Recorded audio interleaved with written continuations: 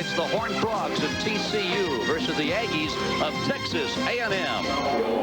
A bombshell has exploded here in College Station. This was just one of many headlines that hit the newsstands yesterday all across the Lone Star State. And then this morning here in College Station, this is what Aggie fans awoke to. Former Aggie fullback George Smith claiming that his former coach Jackie Sherrill paid him $4,400 in what he called hush money.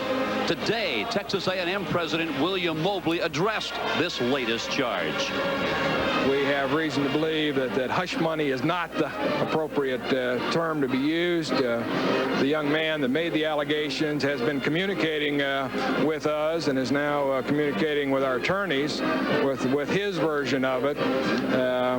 But we're not prepared yet to say what the facts are, but we are prepared to say we are aggressively pursuing the facts, and as soon as we have them, we'll not only have a formal statement, but we will also take whatever action might be appropriate.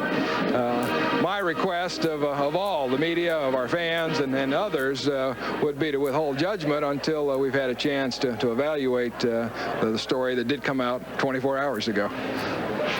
Hello, everybody. I'm Phil Stone, along with former All-Pro with the Oakland Raiders, Dave Rowe. Yesterday's allegations coming only 10 weeks after the Aggies were placed on a 2-year probation by the NCAA. But early last night, Dave, head coach Jackie Sherrill and the athletic director here took quick action, didn't he? Well, he did. Jackie Sherrill suspended himself from the game. He just said there were so many distractions that were going on that he just didn't see that it was in the best interest of the players and fans for him to remain coach for this game. But he has said that he will be back. You just hate to see this, Phil. I really hate to see it. I'll tell you what, if you got to lose your head coach, the Aggies have a very, very competent assistant head coach. He's been around Aggie Land for 16 years. Yes, he has. R.C. Slocum is the assistant coach that's going to take over in this game and be the head coach for just this football game. And fortunately, this happened at the latter part of the week, so all their preparations were done. Of course, the question everybody here around College Station is asking today, what effect will this have on the era of Jackie Sherrill? In your estimation, is he gone, Dave?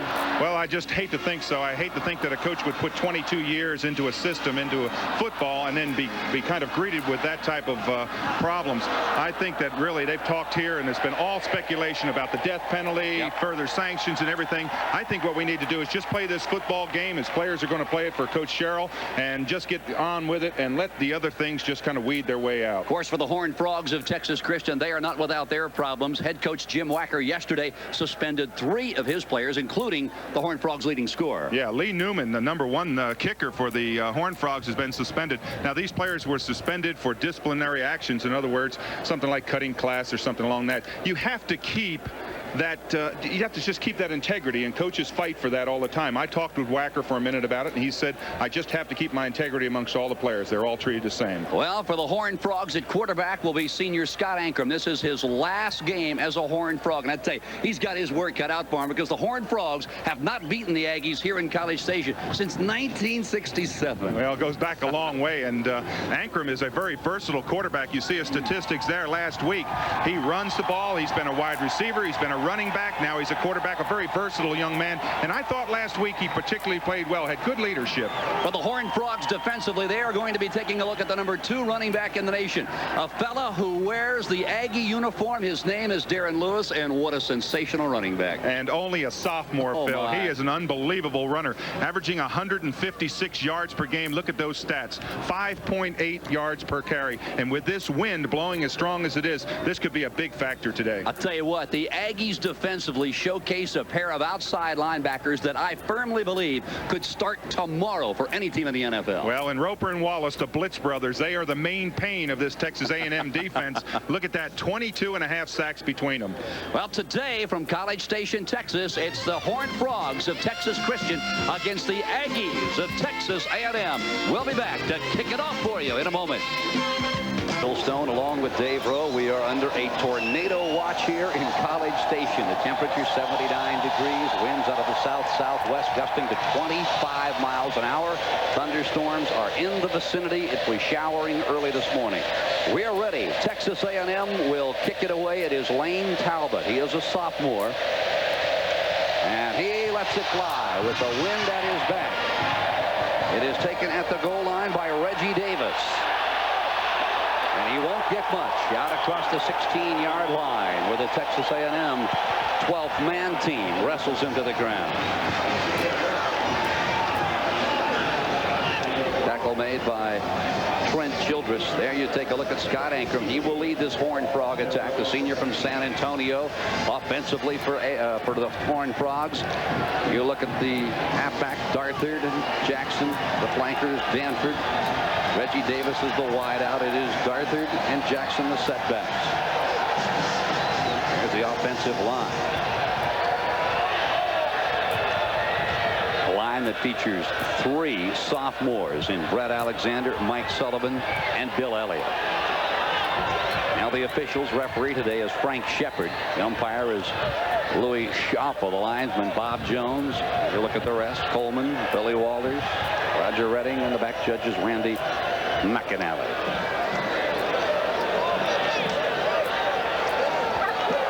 And there's the famous Reveille. I think this is like Reveille 4. Reveille 5. Reveille 5. Okay. From the I formation. The give is to Darthard, and he is out across the 30-yard line and knocked off his feet there by Joe Johnson, the inside linebacker on the right side. A gain of 14 for the Horned Frogs. Defensively, this is the way A&M aligns. They play a 3-4. Cole, Gilbert, and Price. They are the guys who are charged with confronting the front 5 of the Texas Christian offensive line. They're the linebacking core, and the defensive backs, Morris, Washington, Thomas, and Jones. Ankrum is lassoed by Terry Price. He'll gain 2. Now, Dave, in your estimation, what has Texas Christian got to do today? Well, let's look at the light must. They have to get off to a good start, of course. They have been outscored in that first quarter, 78-33. Have to eliminate turnovers. 24 fumbles. They've lost 18 of them. And, of course, stop Darren Lewis. He is the #1 threat that they have got to stop on defense. 2nd and 8. The tight end, Chris Thompson, is in motion. The give goes to the short side of the field. It is Darthard, and he is pushed out of bounds by Terry Price and Aaron Wallace. Well, look at that stats on Darthard. 4.6 yards per carry. You would think you could just give it to him all day. TCU could give it to him, and on the other side of the field, A&M could just give it to Darren Lewis, and we just go up and down the field, and whoever had it last would score last and win. Now, an obvious passing situation. We'll watch Roper and Wallace. In passing situations, they actually play a down lineman here in most situations. The give through the right side. It is Cedric Jackson, and he has way more than a first down. Gary Jones, the strong safety, brings him down, but not before he rambles for 13. And Phil, you would think that this is a definite passing situation, but with a 30-mile-an-hour wind in your face, you bring it down and you give it in there to Cedric Jackson. He makes a nice cut.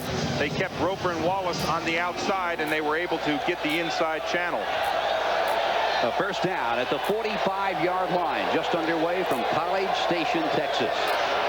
There's the pitch. Tony Darthard. Ankrum almost threw it away. Darthard pulled it in and then ran for 4, maybe 5. Mickey Washington, the right corner, knocked him down. A pitch dangerously close to getting away. It really was. Ankrum has a great ability to fake and hold that ball right into the fullback's belly as he runs that belly series. And a lot of times it'll draw the linebackers, then he pulls it out, and the pitch is very difficult, but he's been very successful with that play. Ankrum, you look at his numbers here in 1988, only 1 touchdown pass, 5 interceptions. Pitch comes near side. Darthard's got some running room, cuts it to the outside, and is tackled there. And it was really the inability of Kelly, check that, Reggie Davis, or was it Kelly Blackwell? It was Reggie Davis, his inability to put a good block on Alex Morris. Morris fighting off the block to bring him down. Well, that was a good example of Ankrum's ability to fake in that line. It really draws the linebacker down, and then he pitches it outside. You were right. Reggie Davis has got to commit that block a lot quicker. If he doesn't, you won't get that cornerback. If they get him, they go another 10, 12, 15 yards. 3rd down in about 1. Give first man through. It's Cedric Jackson, the junior from Tyler Community College. John Roper with his first tackle on the afternoon.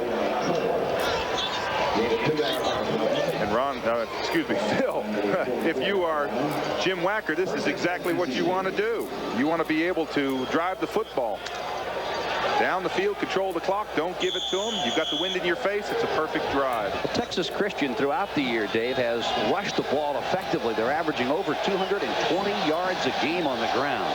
Tommy Palmer is now in at 1 running back spot. He's got the football, dives out across the 40-yard line down to the 39. Dana Batiste and Joe Jackson bring him down after a gain of 5. Boy, and I'll tell you, I can just imagine Jim Wacker on the sideline. He must be up on his toes, excitement about this. They were on their 15-yard line when they started. Now they've driven to Texas A&M's for almost 39-yard line. In out of the pro set.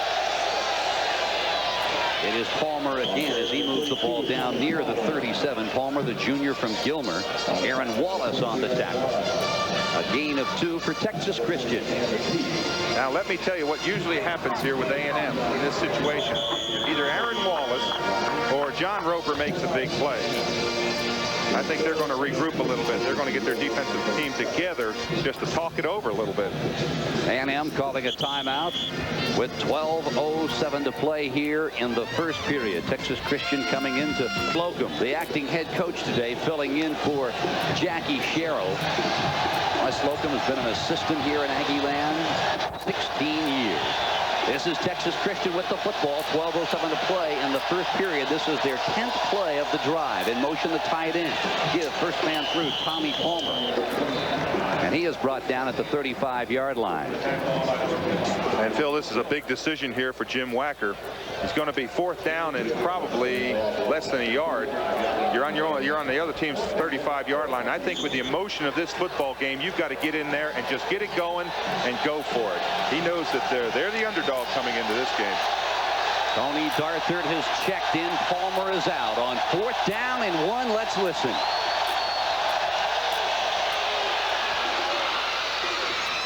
Ankrum had the first down, tried to pitch it, fumbles the ball, and the Aggies recover. Oh my. A flag is down at the 30-yard line. You've got to wonder what Scott Ankrum was thinking. He had way enough for the first down. Ankrum is down on the field. It looked as on the tail end of this play, and we see Ankrum laying there. The staff is coming out. Well, let's watch, first of all, let's watch the play now. Watch the tail end of this. He makes a good fake into the line, pulls it out. Now he has to make it to the 39 right here. That's first down. Now right here, I don't know what he was thinking. All of a sudden he just started to pitch the ball out and got hit. He may not have been pitching it. He may have twisted a knee or something and put his arm out, but it looked like he was going to pinch to throw the ball. Aaron Wallace picked up the loose football. Ankrum is still down. He was in a tough position with that arm out. You know, we don't want to speculate as to what the injury is, but it might possibly be something in the upper, like a shoulder or something. He looked like he came down hard on that shoulder. Gary Jones is the one who hit him, the strong safety, the junior from Tyler, Texas. Boy, Ankrum still lying motionless. It will be a penalty, I believe, against Texas A&M, and indeed it is. So Scott Ankrum is helped to his feet and will walk off under his own power. It appeared as if perhaps he took a helmet. Helmet shot to the head from Gary Jones. The penalty was a dead ball personal foul against the Aggies. That marches the ball back to their own 14-yard line. Horton and Wilson are the running backs. Bucky Richardson quarterbacking A&M. As he'll roll left, the flag flies, and that will stop the play. Flag on the play. There had to be some movement in the line because the official just threw the flag immediately. Full start against the Aggies. Offensively for A&M, Richardson will quarterback. The running backs Lewis and Wilson. The receivers Oliver, Rod Harris, and Brian Ross, the tight end. And he is a blocking tight end only. The offensive line, boy, have they performed well. Moon, Webb, Arthur, Jerry Fontenot, and Matt McCall. And they are the fivesome that have been busting holes all year long for Darren Lewis. Lewis in the ball game. He wears number 25. Lewis has got the ball. He moves it across the 12 out near the 13. He is knocked off his feet by the left tackle Fred Washington. A gain of 3. Gain 3 yards on the play. Ball game 12-yard line. For the Horned Frogs defensively, unlike A&M, they play a 4-3 alignment. Simeon, Washington, Benson, and Darrell Davis, the right end. 3 linebackers, Booker, Paul Llewellyn, and Greg Moore. And the secondary, boy, have they been busy. 21 interceptions on the year. Again from the eye. Lewis, the eye back. Richardson will turn it up. He gets one, maybe two, before he is forced back. Texas Christian, Dave, really a gambling type of defense. Yes, they are. They went very quickly on that ball. They reacted very well down the line. Now let's take a look at our Miller Lights musts for Texas A&M. Well, of course, their number one thing is, and there was a flag on that, but let's go over them very quickly. They must not quit. There's been a lot of controversy here. No Cotton Bowl possibilities, no championship, all those problems. They have to have a big game from Wallace and Roper and play with the weather. And I think that they are better versed to play with the weather. When I say weather, when a 35-mile-an-hour wind, you just don't want to throw the ball a lot. That's what they have to do today to win. Well, the foul, a dead ball personal foul against the Horned Frogs. They'll march off 15. It is an automatic first down for the Aggies. Boy, and that hurts. That really hurts. If you're Jim Wacker's team, you just don't want that to happen, because it happened after the play. It was not part of the play. It's just when they say dead ball, that means the play is already over. And there we're looking at Scott Ankrum. You see that he has some ice up on the back of his neck. He took a pretty good helmet shot from Jones. They still have a third down marker up. And that is right. It's a dead ball foul, so it's not a first down. So. Now a loss of a bunch. Darrell Davis on the stop.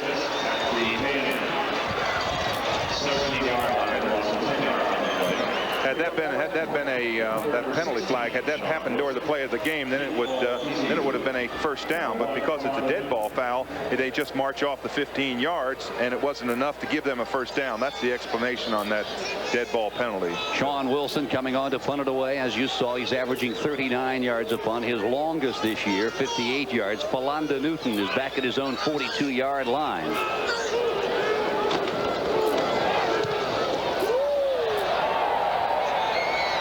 The 38, Newton will have a return. He takes it to the near sideline, crosses the midfield stripe, and is rolled under at the 48-yard line. A 45-yard punt by Sean Wilson. The tackle made by John Cooper, a backup linebacker. Now let's take a look now at our Apple Roundup scores. Notre Dame all over the Nittany Lions in the second period, 14-0. Michigan over Ohio State, 17-0 in Columbus. And in the first period, Clemson out in front of the Gamecocks, 3-0. Now David Rasco has come in at quarterback for the Horned Frogs. Scott Ankrum apparently not able to go, at least just yet. Rasco, the senior from Westchester High School in Houston. The setbacks, Darthard and Jackson. In motion, it is Jackson to the far side. Darthard's got the football, and he is surrounded by Joe Johnson. Surrounded or engulfed? I think he was more engulfed there as Joe Johnson stepped up there. He's about 215 pounds, and he just swallowed him. Second down and 8, and now the Frogs go into the I formation. The I back is Darthard.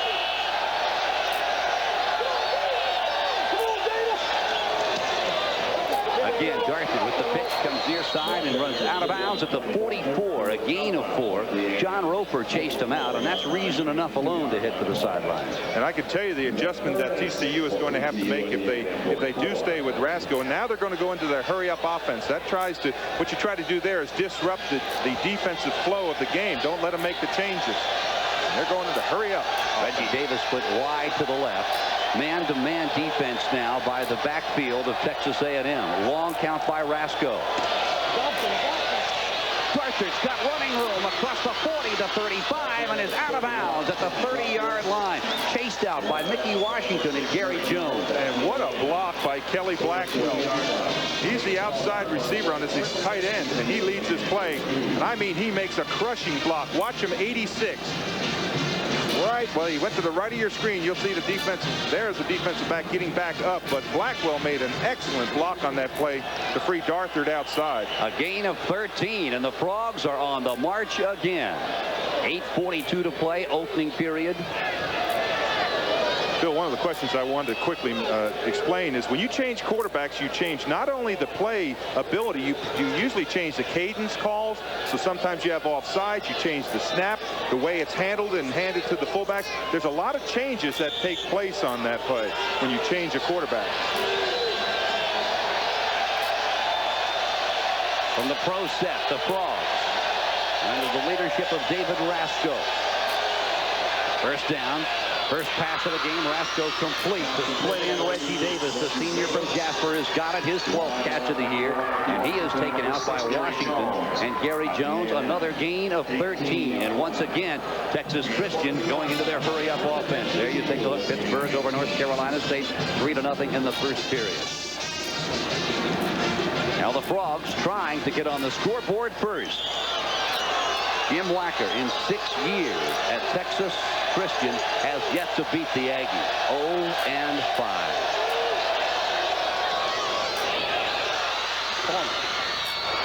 Out of bounds at the 6-yard line. Gary Jones chased him out. One thing that Rasco does as well as Anchor, and that is faking that line and pull that fullback. When he fakes that ball in there, everybody is fighting on the fullback thinking that they're going to blast up the middle. That pitch is really interesting because that pitch has got to be about a 7 or 8 yard pitch. You've got to have a lot of confidence back there that your back is going to catch it. From the 7-yard line, first and goal. Rasco dives down to the 2. A gain of 4. Prior to that play, Dave, the Horned Frogs' previous 3 plays had picked up 13, 13, and 12 yards. They are chewing up the yardage against the Aggie defense. And they're, more importantly, they're running to their left a lot more than they are to their right. That's Terry Price and Aaron Wallace's area. Palmer and Jackson are the setbacks. It is second and goal. The pitch. It is Palmer. He coughs up the football.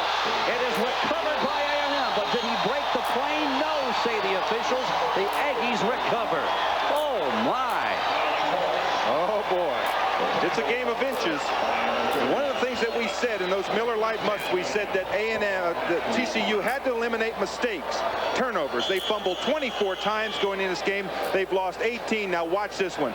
Watch where he is when he fumbles. He didn't look as if he was in the end zone. Certainly didn't from that angle. Boy, Alex Morris with the hit and the recovery. A timeout on the field. Texas Christian twice down the field, chewing up big yardage. Switzer, of course, Barry, Mel and Norris Blunt, Jack Pardee and Tex Pardee, and some of the other ones down the line there. Some pretty good father-son teams, and that's my all-time father-son team for 1988. Now coming up at halftime, Dave's first ever All-Southwest Conference team here in 1988. Some surprises there? Oh, a few. Yeah, I think you're going to be surprised. From the 6-yard line, Robert Wilson, the freshman from Houston, bangs through the right side, following Fontenot and Matt McCall. A gain of 1, and now we have got a pretty good shower falling here at College Station. Now we are on artificial surface. You can look out there and see the rain falling. We are on artificial surface, and that keeps the game clean, keeps the traction pretty good. So it shouldn't have a major effect as if these two teams were passing teams, the effect it would have on them that way. Second down and 8. A give. Wilson with the ball. A gain of 4. Now, the one thing that AstroTurf has taken away is that fun we all used to get as kids going out there. We used to love to go play football when it rained in Columbus, Ohio. You know, get down in that ankle-deep mud. Mud bowl. You bet. I don't miss it at all. I never missed it once they came up with AstroTurf. In bad weather, it is a great field to play on because it isn't the great equalizer that it used to be in the old days. Plus, we can see what the numbers are, Phil. Well, that's true, but one thing that it does do, it makes for a very slippery running game. On the near side, it is Darren Lewis, and he is knocked off his feet at the 9-yard line. The Frogs knew he was coming, led by Darrell Davis and Philanda Newton. When I'll tell you, Newton comes from a long way. And watch this play. You'll see on the tail end of it, you'll see number 1 come in there. He's number 1 on this defensive secondary. He just runs right through people. That's Philanda Newton. But boy, what a specimen Darren Lewis is. He is a great football player and has 2 more years, I should say. He'll have a 3-year big-time career. Texas Christian has had superb field position, and they are likely to get it again. Wilson lets it fly. Brooks will let it bounce, and it'll go out of bounds at the 35-yard line. Good punt by Sean Wilson, the sophomore. But once again, the Horned Frogs with outstanding field position. Well, today's games, Texas at Baylor, North Texas at Rice, and Houston will take on the Red Raiders at Texas Tech. David Rasco is coming out. Scott Ankrum quarterbacked the first Horned Frog series and was belted by Gary Jones right in the face. And since then it has been Rasco. That Sean Wilson punt, incidentally, 56 yards from the 36-yard line. Here come the Horned Frogs. Split wide to the left, Allen Foray. Jackson, Darthard are the setbacks.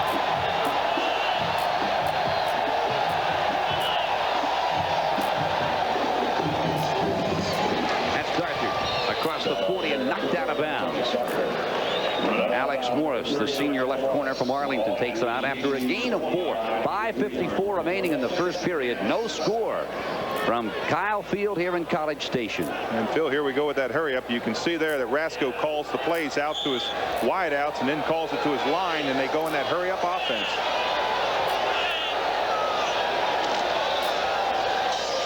That's Jackson.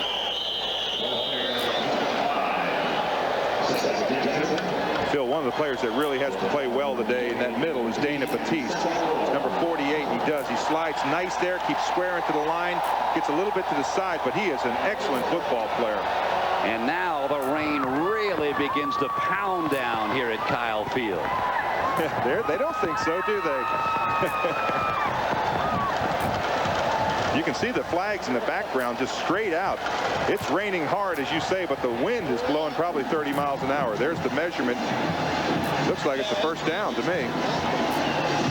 Now you're looking at referee Frank Shepard. I'll tell you, this is the kind of game that officials have to absolutely despise.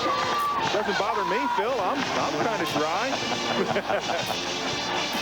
Look at that statistics. A&M has won the last 15 games in a row. But it's been 21 years since Texas Christian has won here. That's Darcy. And he is taken out at the 48-yard line. Good open field tackle by the left corner, Alex Morris. You know, Dave, you talked about that 6-7-yard pitch that Rasco is tossing out to Darthard. And under these weather conditions, you wonder how long it's going to be before one of those pitches gets away. Oh, yeah, it's very easy because the ball is pitched. And when it's thrown, let me just explain, it's kind of just shoved out there, so it doesn't come to you like a spiral. It's more just tumbling end over end, and your hands are wet. And there's just a lot of things can happen on that particular pitch. Second down. There it is again. It's exactly what we were talking about. We've got a loose ball, and it is recovered, I believe, by A&M. Texas Christian found the loose football. That's the exact play. You can see it on the tail end of it. The ball is thrown. It's a lot of these backs have to make this catch with one hand. Now watch the way the ball goes out to him. See it end over end? Now normally he may be able to catch that. See, now no one can get it. Everybody's diving for it. There it's clear. Here's somebody else dives for it. Then it comes back out again. Just a lot of people going after the football. It's just tough to play. You have to change your offense with the weather conditions. Well, you can credit a very quick left tackle, Bill Elliott, with that recovery. There you look at the giveaway takeaways. A&M with -6 on the year. Darthard tries to cut it back inside. He is grabbed around the ankle by Terry Price, the junior defensive end from Plano High School. And Phil, let me just correct something on that giveaway takeaway. Let me just give a little explanation. What that is the number of times that you recover fumbles and intercept the football as compared to the number of times that you fumble away the football and throw interceptions. You can see the big difference there. TCU has fumbled the ball a lot this year. Texas A&M has been very opportunistic. They have recovered 6 more than what they have given away. First time we have seen the Horned Frogs punt today. Chris Becker, low spiraling punt, picked off at the 30-yard line by Rod Harris, and he is a burner as he spins his way to the 47-yard line. And for the first time in this ball game, Texas A&M will not have to operate from the shadow of their own goalpost. 4:02 to play in the opening period from College Station. Winds gusting 25 to 30 miles an hour here in Texas. A heavy rain is falling. The Aggies with the football, and Richardson wants to put it up. He's going for it all. He's looking for Harris, and Harris has got the football at the 5-yard line. And I don't know how he caught it. Robert McWright, the right cornerback, Dave, can't cover an excellent play, and what a catch by Harris on that ball. Looked it all the way in. Robert McWright, the cornerback, had good coverage on him. He was in perfect position. He was in front of him. But watch Harris go up and make that catch. Look at that, over top of his back. How do you do that? Look at the amount of rain coming down here. Oh, boy, and a beautiful throw there also by Bucky Richardson. 48-yard pickup to the 5-yard line from the I formation. First man through is Robert Wilson. He moves it down near the 2. Fred Washington, the left tackle from Denison, knocks him off his feet.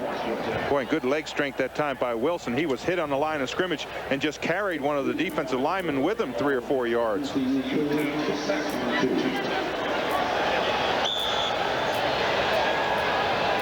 This is when you call on those big front linemen. I'd look for him to go behind Fontenot and MacArthur in the middle, maybe McCall. There's Bucky Richardson coming to the line. Second and goal, Aggies. They're looking for Lewis. Richardson rolling right. Touchdown, Aggies.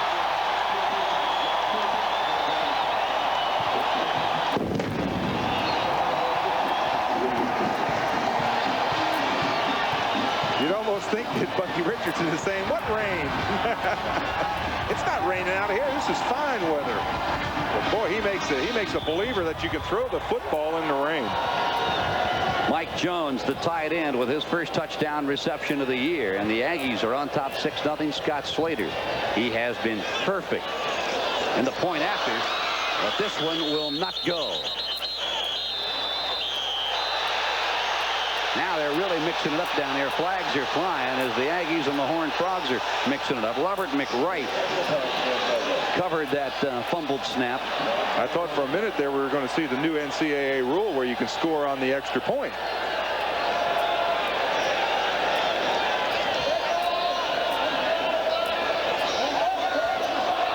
Personal foul, dead ball, unsportsmanlike conduct on both teams.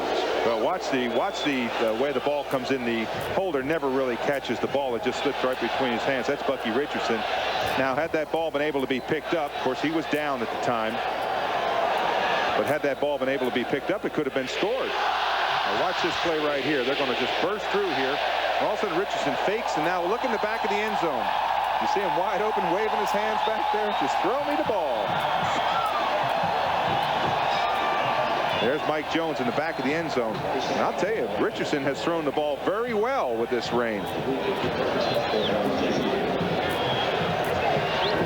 Now Texas A&M out to a 6-0 lead in a game that if you were strictly going by rights, Texas Christian ought to be out in front 14-6 at this point. Well, they certainly should be. You see there's a 3-yard scoring drive, but the big play was that 48-yard pass that Rod Harris hauled in down to the 5-yard line. But you're right, TCU should be in this football game. Probably 10 to 14 points they should have scored. But A&M with their great defense, and they have not quit. They're not a bunch of quitters out here. These boys know how to play football. Capita bounces, get picked up at the 22-yard line, across the 30, out across the 35. Good return by Scott Ackroyd. Tackle made by Kirk Pierce, one of the 12th man kickoff team here at Texas A&M. A tradition that goes all the way back to 1922. Yep, this is the home of the 12th man. That's what they call this. It's called Kyle Field to some, but it's also called the home of the 12th man. Now Rasco continues at quarterback for TCU. They have the football at their own 35-yard line. Don Danford goes wide to the left. He is at the top of your screen. Short drop for Rasco. He throws. Kelly Blackwell, the tight end, has it at the 43.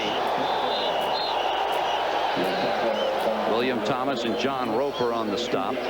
Phil, that looked like a simple little play, but Rasco did something very unique on that play, or the thing that you have to do. Let me just say that. When he found Blackwell on that play, he looked to his primary receiver. He was covered, and he was able to come off and find a secondary receiver. And that's what you have to do when you play quarterback. Second down and 1. That's Darthur, and he has enough for the first down out at the 47-yard line. Aaron Wallace on the tackle with help from Terry Price. Now, you talked at the outset, Dave, about the Blitz brothers, Roper and Wallace. You look down at the top 3 tacklers on this Aggie defensive unit, and they're all three linebackers: Dana Batiste, John Roper, and Aaron Wallace. And that's really the way that Jackie Sherrill has built this defense. It is primarily a linebacker-oriented defense.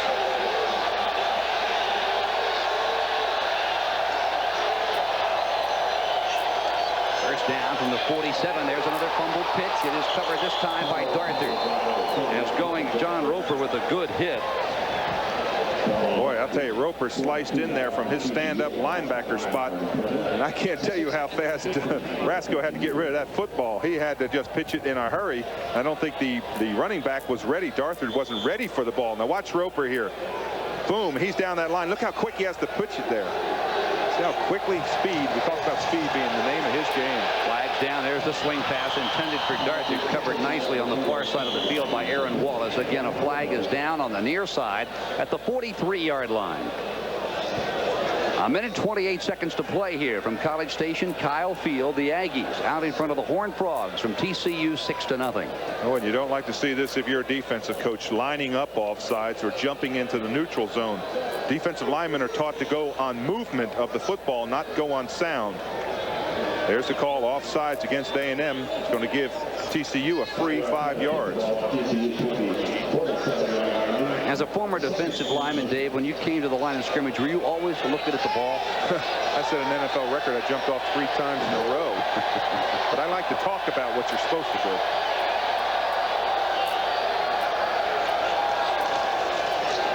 Darthard cuts it to the outside, across the midfield stripe, down to the 47. He had William Thomas all over his back. Thomas simply couldn't get enough jersey to pull him down, a gain of 6. Well, the difference in great running backs, and you can look at Darren Lewis and, of course, look at Tony Darthard with his statistics, and that is leg strength. Let's take a look at the storyline when we get a chance here, and you're going to see an interesting storyline in this game. Probably inopportunity of TCU today.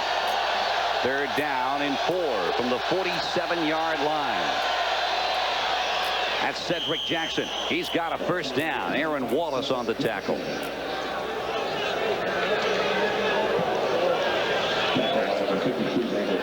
Now here is the storyline. You look at Texas Christian. 98-yard rushing. They have been deep in Aggie territory 2 times and have come up empty, losing the football on fumbles. And that was one of the big Miller Lite musts. They must not turn the ball over, and they've turned it over twice. 45 seconds to play, opening period. The Frogs coming out of the eye. Rasco turns the corner. He is down at the 49-yard line. Adam Bob with help from Mickey Washington. I was trying to think whether they really respect John Roper that much and enjoy running towards Aaron Wallace's. Now, if it was just John Roper out there or just Aaron Wallace, you say, okay, we can run away from him. Now, they have been running a lot more to Aaron Wallace's side, but boy, his statistics are just as good, almost as good as John Roper. Second down and 7 now from the 40-yard line. Rasco hasn't got much. Well, you talk about Roper and Wallace. They play the outside linebacker, both left and right. The first quarter comes to an end. We'll be back after these messages from your local station. Here in College Station, Texas, where after 15 minutes of play, those are the damages. The Aggies out in front of the Horned Frogs of TCU 6-0. TCU with the football. It is third down and 5. With running room, it is Cedric Jackson. He has a first down at the 29-yard line. Terry Price, the defensive end, on the tackle. A gain of 8, and the Frogs simply continue to pick up big yardage.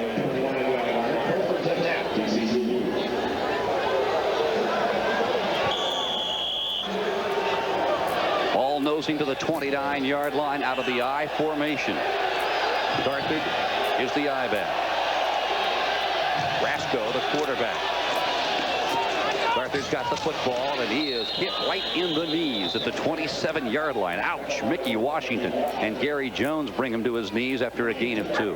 I may have to go back and count how many times. Reveille, I think, is counting how many times they've been running over there towards Aaron Wallace's side, away from John Roper. They just continually keep on coming to their left. Let's take a look at the Apple Roundup. Oh, I hate that first one. Well, Penn State finally on the board. Notre Dame took a quick 14-0 lead. Michigan stepping it out over Ohio State. Boy, John Cooper taking a lot of heat in Columbus. And the Battle of South Carolina seems to be going Clemson's way. Brasco with room. He'll take it out of bounds near the 20-yard line. I believe he'll be just shy of a first down. Gary Jones ran him out. Boy, I remember last year Jones had a 54-yard interception return for a touchdown against TCU. Boy, it's been a long time, David, since the Horned Frogs have beaten the Aggies.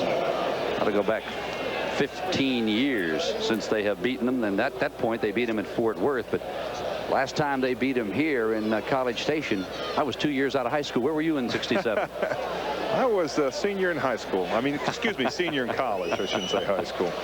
Got to have a measurement here. This is pretty close. They had to bring a change all the way across the field. First down. How many years were you a senior at Penn State? One. Got to be careful. That's the big guy I'm standing next to. That's right. I was 31 when I graduated. Now you look at R.C. Slocum. He is the acting head coach today. Jackie Sherrill, if you have just joined us, suspending himself for this game in light of the allegations made by a former fullback here at College Station, George Smith. Now the measurement, it is a first down for TCU. They trail 6-0. That's Darther as he again goes to the left side, following Rob Adams and Bill Elliott. Now John Roper saying to himself, if they continue to do this, I'm not going to get any tackles today. They have run to the left at least 4 or 5 plays to every one that they run to the right. Every once in a while they run one towards Roper just to kind of keep it honest, but they just have not run to their right in this entire first part of the game. Now this time they do. Brasco stepped right through an ankle tackle by Roper. A gain of 5 down to the 13-yard line. Well, in the first period, I'll tell you the statistics, no surprise at all, but look at the yards rushing. Unbelievable. It really is. But one statistic that's not on there, you see the total yards 125 to only 52 for A&M. But the one statistic that's more important is that it's 6-0 for the A&M Aggies. Third down and 3. Nothing doing. The give is to Cedric Jackson, and he is stacked up by Basil Jackson. Now a big decision. Do you kick a field goal here on 4th down, or do you go for it? That missed extra point, Phil, is very important, because what it does is it doesn't allow you don't have just that continual run with that 7 points. Touchdown here and you're back in the lead. And we have a new kicker, by the way, Phil. Yep, his name is Phil Keeler. He is a sophomore walk-on from Dallas. He is replacing the suspended Lee Newman. This one will be from 29 yards out. And Keeler, no, it is wide. Oh, my.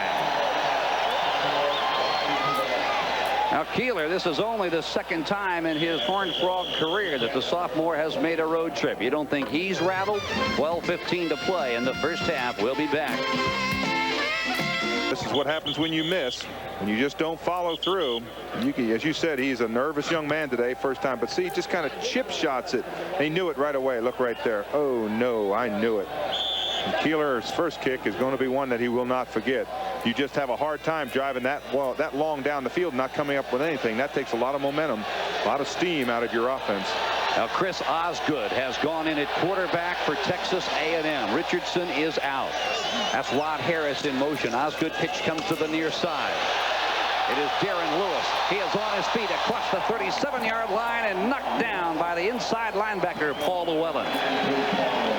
Paul Llewellyn is a huge linebacker. Yes, he is. Now watch the school that he's got out in front of him. There's the tackle. There's the guard. He's got McCall out in front of him. And there Lewis makes a nice cut right there. If he doesn't get tackled right there on the backside by Llewellyn, who's playing the middle linebacker, he's going to run a long way. Darren Lewis may have been shook up on that play, Phil. I noticed he didn't get up and run back into the huddle.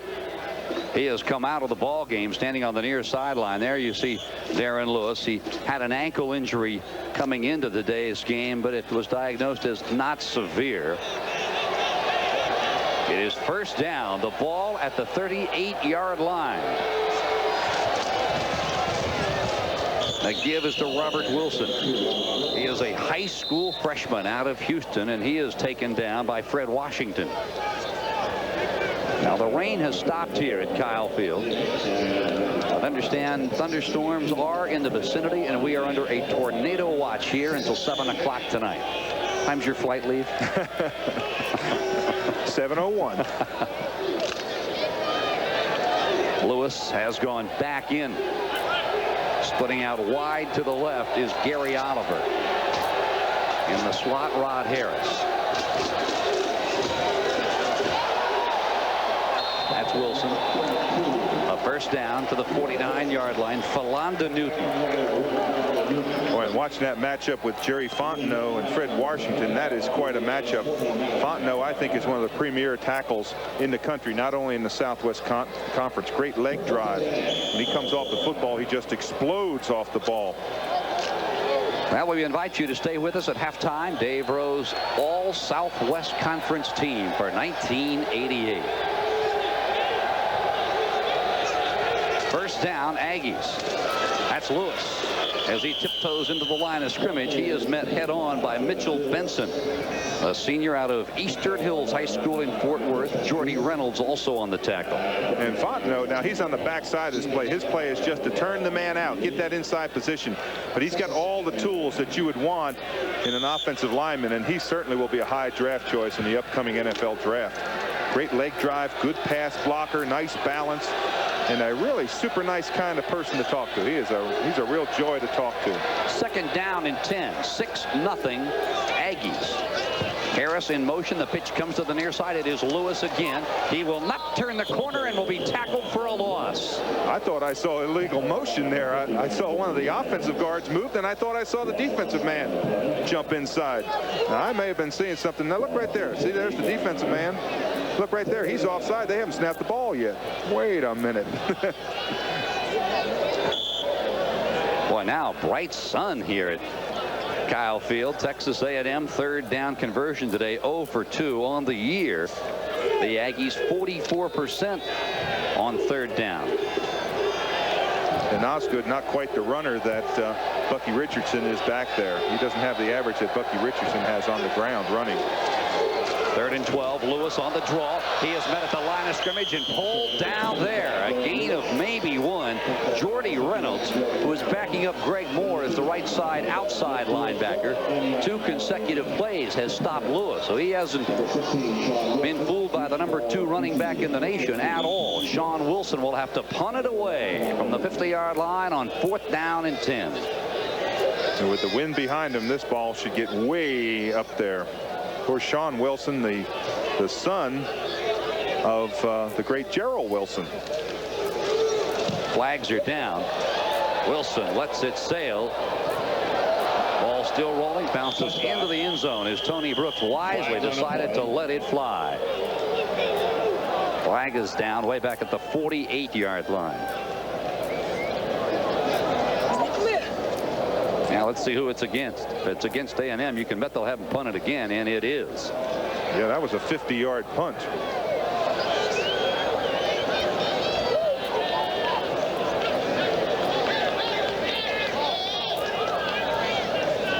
Wasn't Gerald Wilson out of Mississippi State? Wasn't that where he was out of? I'll quiz you a little bit. Of course, a great punter that he was from the same school that Ray Guy was from. And by the way, they are going to decline it. An interesting call. Yeah, that's somewhat surprising. That's the situation. 8:48 to play in the first half. We'll return. McKittrick, Otha, Willie Mack Garza, Adam Bob, Philonda Newton, and of course, Billy Joe Tolliver. Great names. Bocce Koch. Fresco almost tackled for a loss. Moves it up across the 26 out near the 27. A gain of 6. Mickey Washington on the tackle. Did Newt Rockne tell you that Koch was far and away the best guard he'd ever seen? No, but I'll tell you, there was another guy, Amos Alonzo Stagg, who said he was by far the best he ever saw play. I mean, that's some pretty heady company there. Yes, Newt Rockne, Amos Alonzo Stagg. Gosh. 8 minutes, 19 seconds remaining in the first half. Fresco turns the corner. He'll hold on to the football. He bounces out of bounds in the 34. But before he went out of bounds, I'll tell you what, he bounced head on into Gary Jones. We pause briefly for station identification. This is the Raycom Sports and Entertainment Network. This is Channel 8, WFAA-TV, Dallas-Fort Worth. Phil, you will remember that name for a long time, Bocce Koch. Bocce Koch. That's a great name. I used to say, gotcha, Bocce Koch. That's Arthur going into the line behind Rob Adams and Bill Elliott. I'll tell you, we've had a lot of fun this year with the Southwest Conference, and I've really enjoyed it. It's been fun. It's also fun picking my all Southwest Conference team. Now that's coming up 7 minutes and 53 seconds from now. You're looking at David Rasco, the senior from Houston. Rasco wants to put it up, and he will not unload it. The ball is on the turf. It's recovered by the Aggies.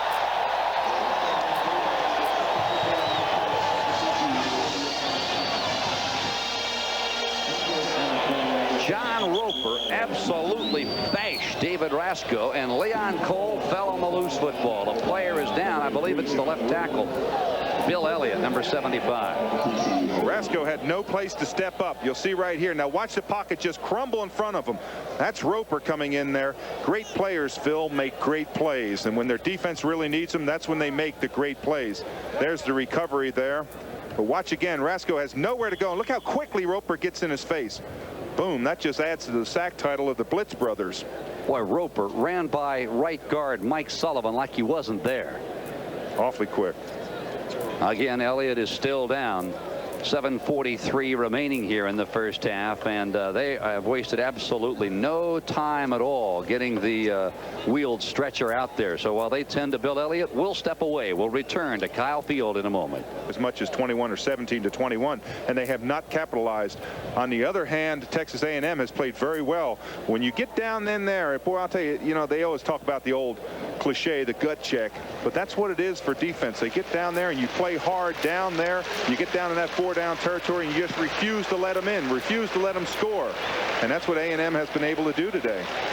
Bill Elliott, the sophomore left tackle, is being wheeled off the field, and as I said before we took a break, they wasted no time in getting that stretcher out there. Jim Wacker had thrown his headset off and went out to the field to see how his left tackle was doing, and he will be taken off. You get the feeling that perhaps some sort of a left leg or a left knee injury. Chris Osgood is the quarterback for A&M, and as they move the ball to the Horned Frog 30-yard line where it is first down and 10. 7 minutes 43 seconds remaining in the first half. The Aggies on top 6-0. Lewis cuts it inside and is tackled at the 25-yard line, a gain of 5. Roosevelt Collins back up left end. Freshman redshirt from Shreveport on the tackle. I look at this A&M offense as we look at the attack there. There's the total plays and the yardage. It's unbelievably in favor of TCU, but the score is 6-0 in favor of Texas A&M. But as I watch this A&M offense, it reminds me of the old Pittsburgh Steelers days, the quick traps and things like that. You knew they were going to run them, but you still couldn't stop them. They were that good, and they ran them just to perfection. Coming near side, Harris. But the Frogs are staying home as he is contained on the backside. Tracy Simeon on the tackle.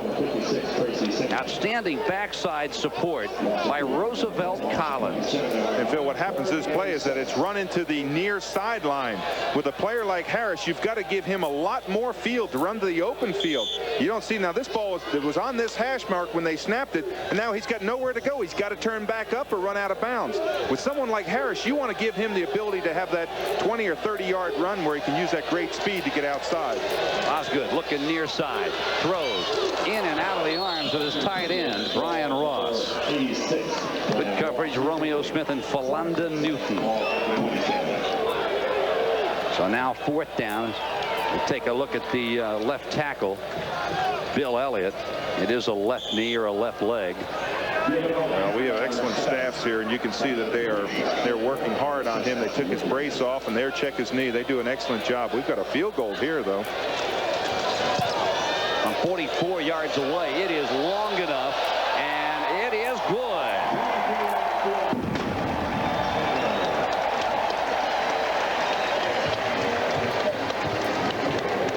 Scott Slater gets it to go, and now the Aggies are out in front 9-0. This was into the wind. This ball had a lot of leg. The wind just seemed to die down a little bit. And watch this ball. It's on its way. It's true all the way. It had to go a little bit to the left. He hooks it nice, the natural curve of a soccer style, and you can see right behind the goalpost they catch it. And there's young Scott Slater saying, "Woo, I made it." That's a good kick into this type of wind.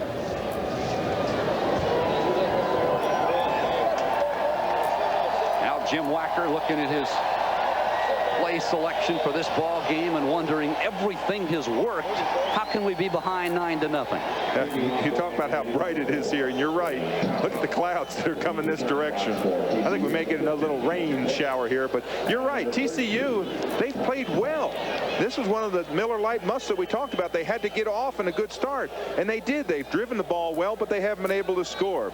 You see there the drive, 2 plays, only 3 yards. Of course, then capped by that 44-yard field goal. But they just have not been able to get in the end zone. It's a credit to Texas A&M, but it's kind of more of a discredit to TCU. You've got to be able to score when you get those opportunities. Now the Aggies down on that 12th man team out on the field with their palms pointing them toward the heavens, saying, "Come on, fans, get behind us." There's the 12th man. Calvin. Little Nubber at the 20. Ball still loose.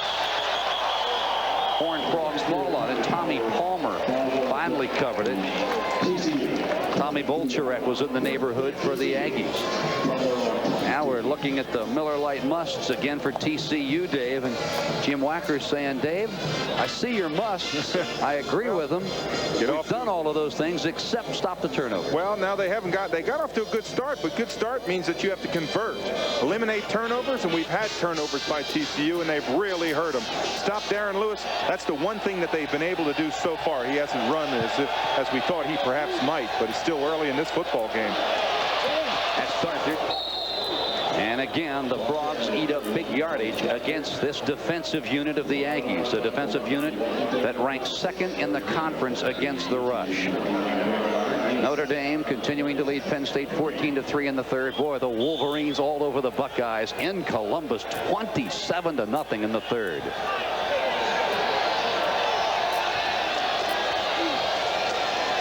Darthard. Lassoed, and once again a great example of Alex Morris fighting off a block by Kelly Mack Blackwell. 2nd time today we have seen Blackwell unable to take Morris out of the play. And that's what you have to do. You have to be able to fight that block down the line.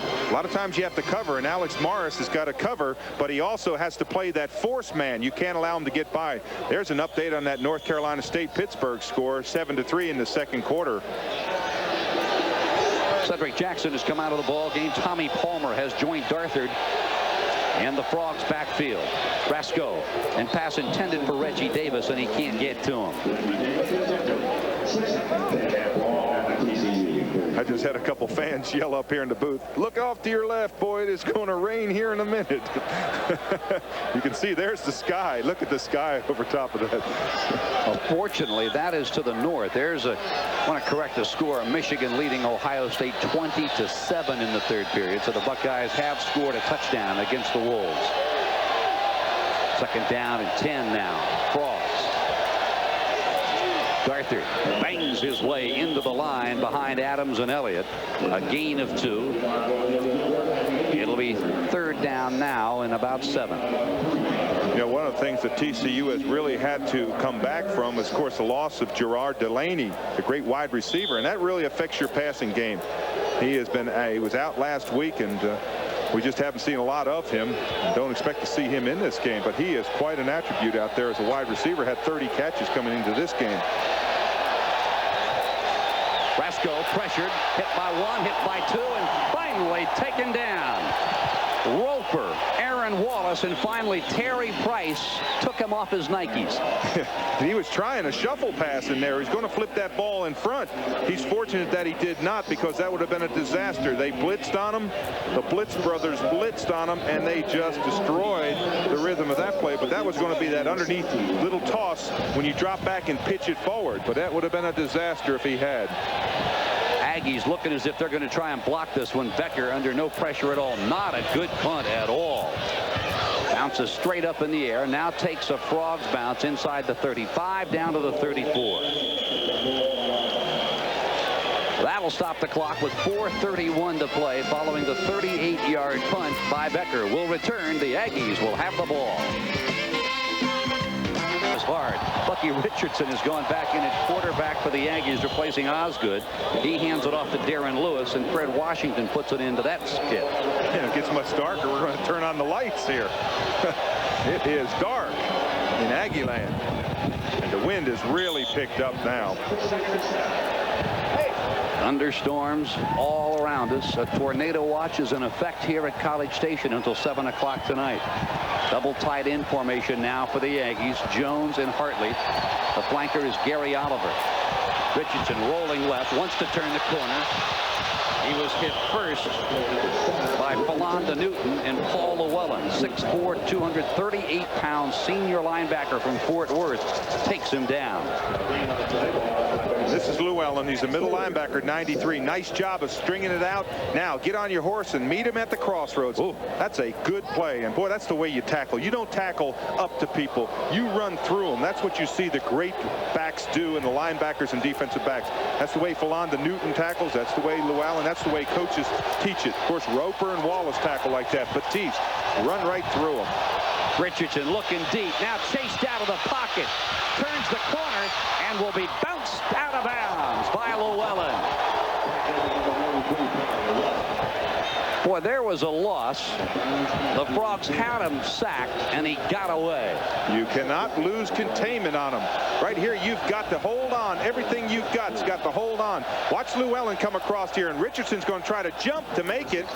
Nice play there by both football players.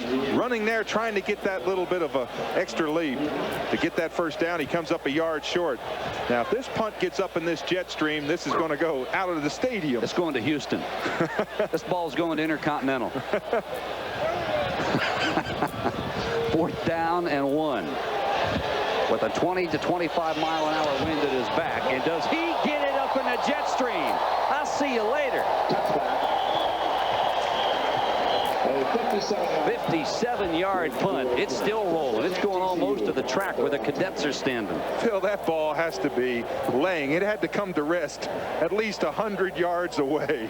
That is an unbelievable kick. It just kept on bouncing and rolling. That one did, as you said, got up in the jet stream. 3:04 remaining in the first half. Texas A&M with a touchdown and a field goal leads it 9-0.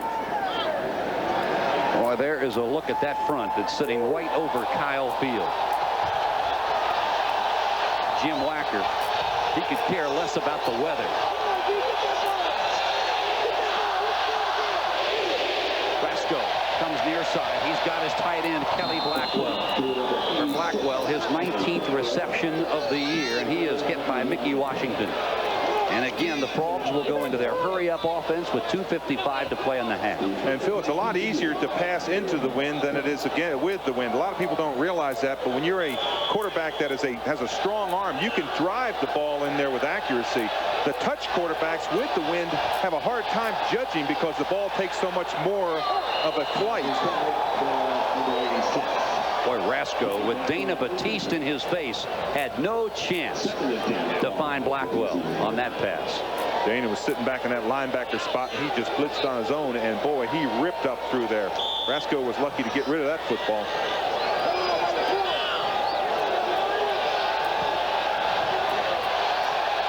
Second down and 10.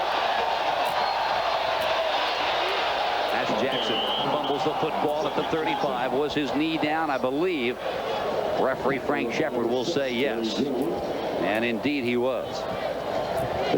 Perhaps we can see on this ball when Jackson cuts back up inside, he's going to go wide.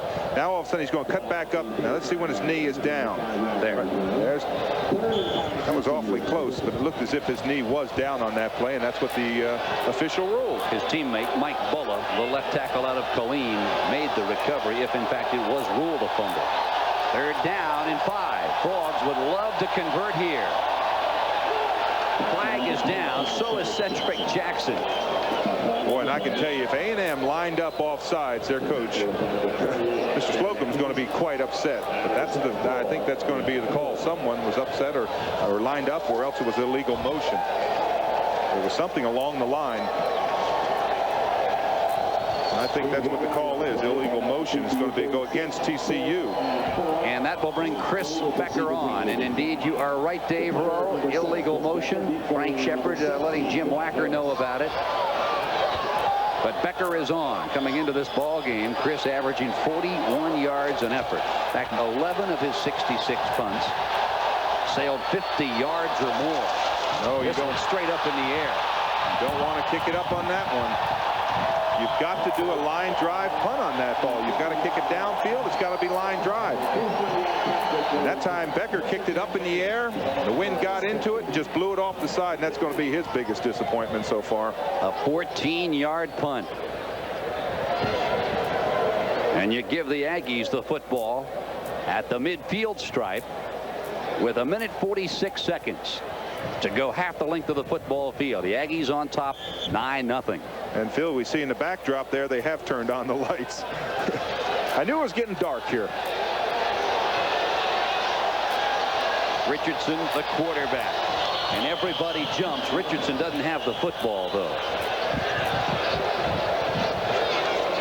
Now, there's a case, Dave, where obviously the call was correct. The center got it wrong. When you've got that many guys around the center jumping, the center simply forgot the snap count. Well, center can't be offside, though. True. That's one thing he can't do. He can hold, he can leg whip, he can trip, he can do everything, but he can't be offside. So don't blame Mike Arthur. There's the penalty situation. A&M 4 for 30. But the story in this game has been turnovers. 3 by Texas A&M have taken them out of this game in the first half, in a game that statistically they are winning hands down.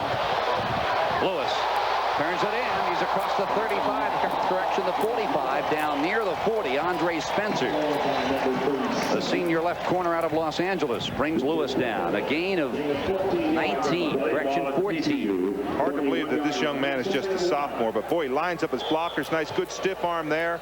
Gets out, lines up another block. See how he sets up his blockers? That's what's so nice about the way he runs the football, is he sets up his blockers. What he does is he allows them to get the block, and he takes an angle which brings him back and gives them a good angle to block on. Aggies will call a timeout to stop the clock with 1:09 to play here in the first half. I'll tell you, talk about Texas A&M. What a schedule they have played this year, Dave. You and I did the kickoff classic from the Meadowlands way back on August 27th. Since then, they played Louisiana State, Oklahoma State, and then, of course, in conference, they had to go up against Houston, whom they beat 30-16 at Houston.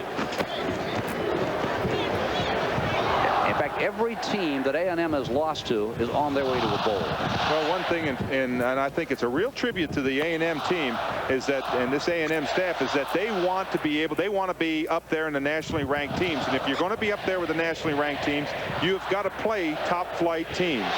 And that's what A&M has decided to do. They're going to say, hey, we're not going to shy away from the Nebraskas. We're not going to shy away from the great football teams, because we have the caliber of player that can contend with that. Well, Dave's all Southwest Conference team is coming up in just 1 minute and 9 seconds. And as we look to the north here from high atop Kyle Field, we can see that a monsoon is falling about 1 mile north of here, and it is on its way. I think it may be a fog. No. That's Lewis crashing across the 40-yard line near the 37. A first down. Mitchell Benson, the right tackle, on the tackle. A gain of 4 for Lewis, and now it's the Aggies in the hurry-up offense. Now they make their quick changes, and this tries to disrupt the defense. Don't let them make their changes. Make the quick play calls and utilize the timeout. You remember A&M had to call a timeout early, and that kind of hurt, having to give up one of those valuable timeouts. Richardson throws the out. Oh, man, pass intended for Larry Horton. And on top of him instantly was Greg Moore, junior right side linebacker from Huffman. Stops the clock with 57 seconds to play. You know, there's one thing nice about controversy. I know we've had a lot of controversy. There's no controversy down there amongst those 22 players. They're playing their hearts out. They want to play football. And all the outside periphery, it all vanishes. And we're going to decide this game on the football field. Second down and 10. Richardson putting it up. It is in and out of the arms of Mike Jones, the tight end. Oh, was he popped by Philando Newton. Boy, I'll tell you, Newton runs right through him. You can see Newton there celebrating. But Newton is reading the eyes of the quarterback. The quarterback's got him wide open. Now watch Newton, when we talked about his tackling ability, runs right through him. He doesn't just come up and hit you to tackle you. He reminds me a lot of Jack Tatum, who I played with the Raiders, who had that great ability to run right through you. Just a very tenacious tackler. That's a pattern that every split end hates to run. Well, I can't figure out what Tracy Simeon heard. Matt McCall must have moved. He ran right past Matt McCall, the right tackle, and that is the call. A good move by Tracy Simeon. I thought maybe that's what you look for as we look at the Apple Roundup. Look at there, Notre Dame up ahead 21-3. Michigan 20-7 in the third period. In that battle of South Carolina, Clemson leading South Carolina 16-0. 52 seconds to play. Flags are down. Richardson says, we know it's against us. This time it was Richard Webb who jumped. Well, there's flags all over the place on this one. Well, they're getting 5 yards at a clip. This is not what you want to do in your hurry-up offense. Now North Carolina State leading Pittsburgh 14-3. That game still in the second period, and in the game just underway at Baylor, Texas, and the Bears are scoreless.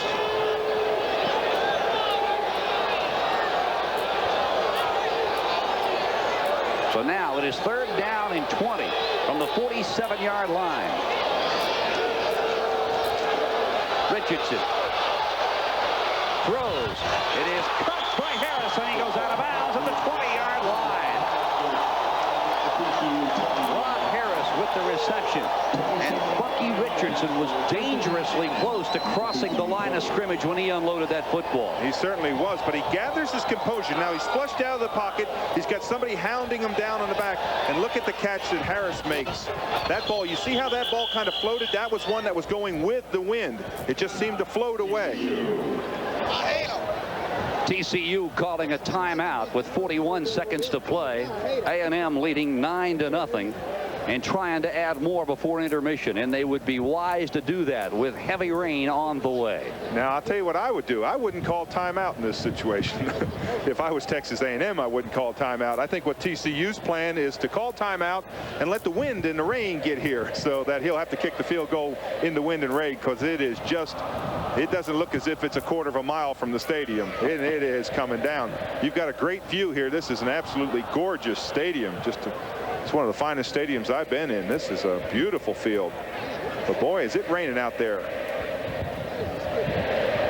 Now Texas A&M leading this ball game 9-0. This is a team, Dave, that over the last 7 games averaging 433 yards a ball game. And a lot of that by Darren Lewis. Yes. 156 yards coming into this game. 156 yards. Remember, he got the toe injury there early in the season and missed an entire game. He missed 1/4 of one game and then missed an entire game around the second or third game. So imagine what he would be at if he had another game under his belt with that average. The setbacks, Horton and Robert Wilson. It is 1st and 10. And Bucky Richardson is treated very rudely, and flags are coming in from the defensive secondary. Paul Llewellyn on the tackle. But I'll tell you, he grabbed Bucky Richardson and just tossed him down. This may go against the Aggies. Now, from where that flag was thrown, it was thrown way downfield. I think they're going to call, maybe a clip is what they may have called. Because it was way downfield. And I think that's in fact what it is. They're going to march off a clip against A&M.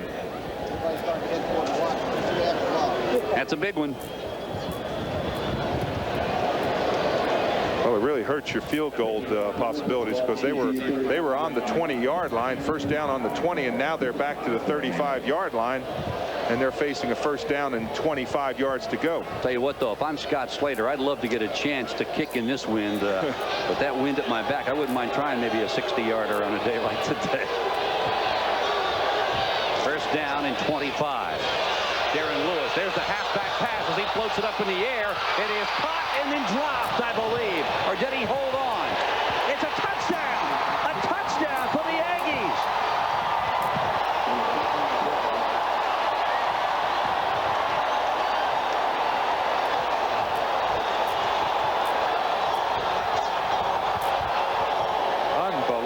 unbelievable play. A flag is down. I believe it is going to be against Jim Wacker as he ran all the way down to the goal line to protest that call. Gary Oliver, the ball was batted around. Two Horned Frog defenders hold everything. They may be taking this one back. Yeah, they are. They're bringing it all back to the 35-yard line. Now we'll have to wait and see what the call is. Flag is down, way down outside the field of play on the opposite side at the goal line. They're saying that's an eligible man downfield, and that negates the play. And there is the personal foul against TCU. So that is what they will do is they're going to bring that play all the way back, and they're going to penalize them for the illegal man downfield. Now what happens here is one of his linemen must have gotten downfield. Now that's hard to believe. Now watch number 40 come into your picture. Watch him go up after this football, and you can see right there he somehow holds on to it. Now look, it's up there. And it falls right back down on top of him. That is an unbelievable play. Well, the flag was thrown right in front of Gary Oliver. It is an illegal receiver downfield and a personal foul. Now what they did is they marked 5 yards against Texas A&M for the ineligible man downfield, one of the linemen. Now once they did that, then they marched off 15 yards against TCU for the personal foul or unsportsmanlike conduct. That's what the call was. 22 seconds to play, first half. Richardson eluding one tackler, throws. It is almost intercepted. What a game Paul Llewellyn has played here in the first half. Boy, he has played very well. Of course, his brother's a good football player too. Watch here, you'll see now Llewellyn's 93. He's dropping into his zone right there. Richardson's rushed out of the pocket. Now look, you see Llewellyn just watching the eyes of the quarterback, just sticks that hand in there. Nice play there by Paul Llewellyn. Pass intended for his tight end Mike Jones, junior out of Bridgeport. 15 seconds to play. It is now second down and 15. That's Darren Lewis, and correction, it is not. It is Robert Wilson, and he is decked by Fred Washington. And now the Aggies want a timeout. The reason you call this timeout is you're in the middle of the field. Now you have to decide whether you're going now. And I can't believe, no, wait a minute. Now Texas A&M called this timeout. And here comes the rain. Now what they were planning on doing is setting up this field goal, getting a unit out there, making sure they're right in the middle of the field. They ran that play to get good position. But now the rain keeps on coming. Boy, and we can just see it coming in from the left. When there's one of the finest bands I've ever heard as they get ready at halftime to march. Marching Aggie band. And here is Scott Slater on. He has one field goal today. He is 4 of 8 on the year. From 39 yards away with a wind at his back. He has got it. Now, I don't know why TCU didn't call timeout. If they had been able to call timeout, there is your monsoon is coming in here. Now, let me ask you a question. Do the players here, or the students here get a kiss every time the Aggies score? Is that a tradition here? Absolutely. Boy, look at this rain coming down. See, if I was TCU, I would have said, timeout, just a minute. Let me just call one more quick timeout. It is coming in sheets. And look at the A&M 12th man team as they head onto the field waving their flags. Those aren't the only flags waving around here. We got a 25-mile-an-hour wind coming out of the north. This game began with a 25-mile-an-hour wind coming out of the south. One interesting thing that happens when you play in the rain, and having played in the rain a lot in my career, it's a very quiet game for football players. It's kind of like playing in the snow. You don't hear the crowd because the crowd is up there in the rain. All you're doing is the rain kind of muffles the sound, so it's a real quiet football game for the players down on the field. Lane Talbot, number 4, will kick it away for A&M, and he will have a tremendous wind at his back.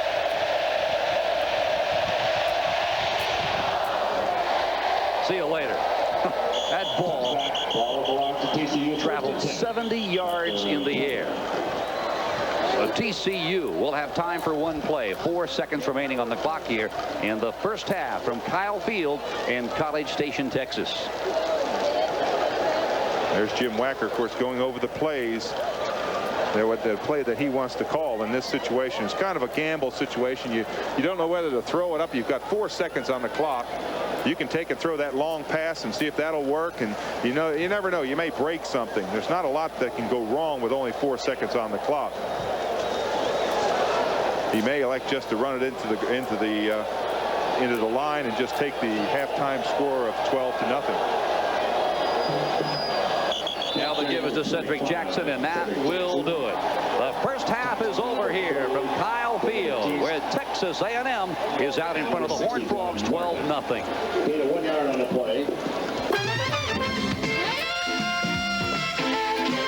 Today's game is being brought to you by Apple Computers, by Ford and your Ford dealers, by GTE, by Miller Light Beer, and by NCNB Texas. We'll be right back after these messages with the wind at their back.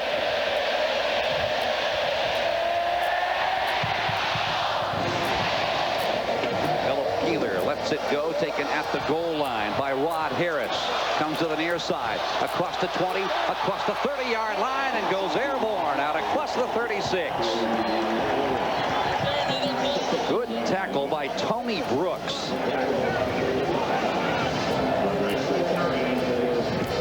A 36-yard return.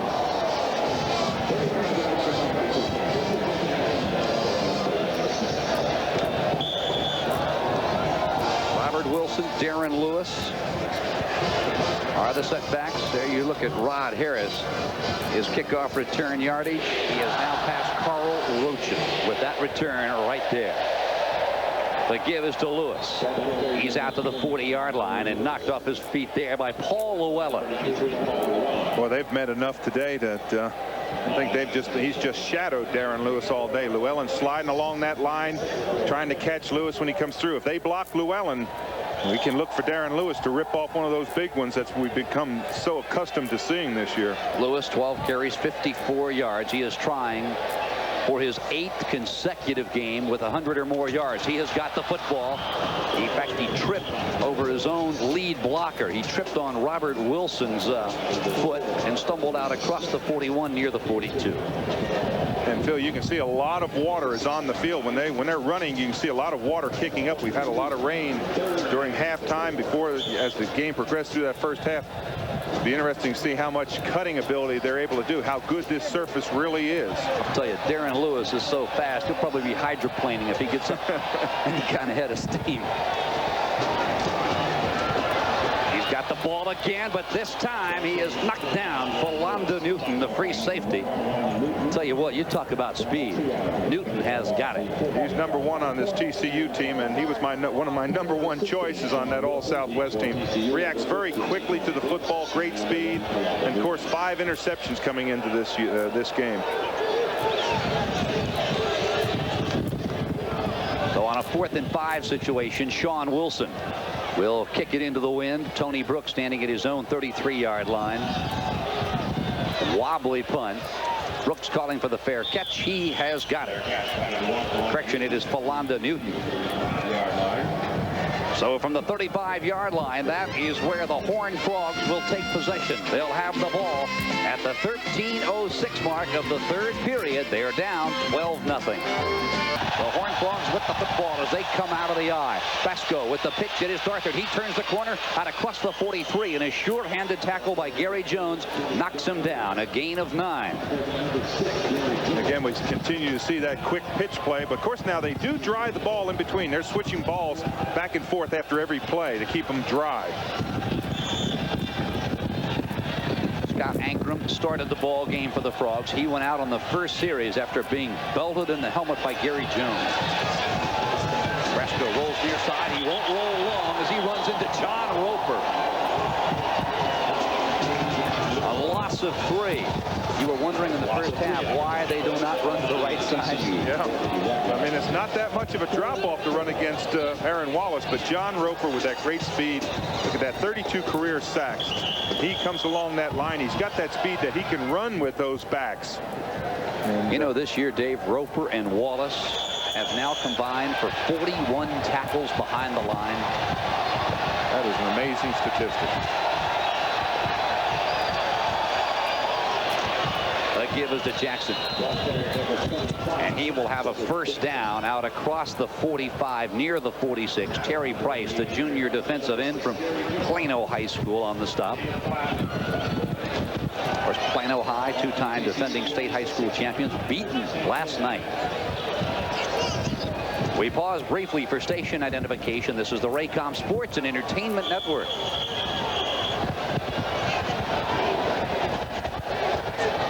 This is Channel 8, WFAA-TV, Dallas-Fort Worth. First down for the Frogs. They trailed 12-0. Darthur. A gain of 3 out near the 48. Aaron Wallace brings him down. We're talking about Wallace and Roper and their behind-the-line tackles this year alone. You go back, though, in their career, and they have combined for 107 stops behind the line. That's some work. That certainly is. Frogs now coming out of the eye. Pitch comes near side. Darthur. Nothing doing. Alex Morris, I'll tell you, he has played a sensational game from his left corner spot. A loss of 2. And that time he beats Reggie Davis on the play. Reggie Davis misses his block, and watch when Darthur gets the ball. You see right there Alex Morris standing right in his face. Good play by Morris. He said they're going to come back here. Now what you want to do now is you want to fake it a little bit and maybe do something like a reverse or something. Get them a little bit out of their flow. See, the football blew away. It's blowing down the field.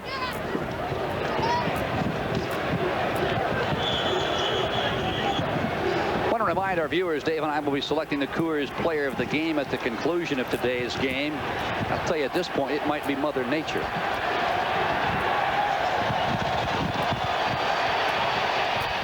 Darthur appeared for a moment as if he might find some daylight, but the Aggies shut it down, led by Leon Cole, the senior defensive end, Gary Jones, and William Thomas, the 2 safeties. Good play that time by Cole. He's the left tackle, 6'5", 255 pounds. Good movement in there. You love seeing that when they lock up in those those offensive linemen and just kind of shed them away and throw them off. Watch out if this punt gets in the jet stream. Chris Becker.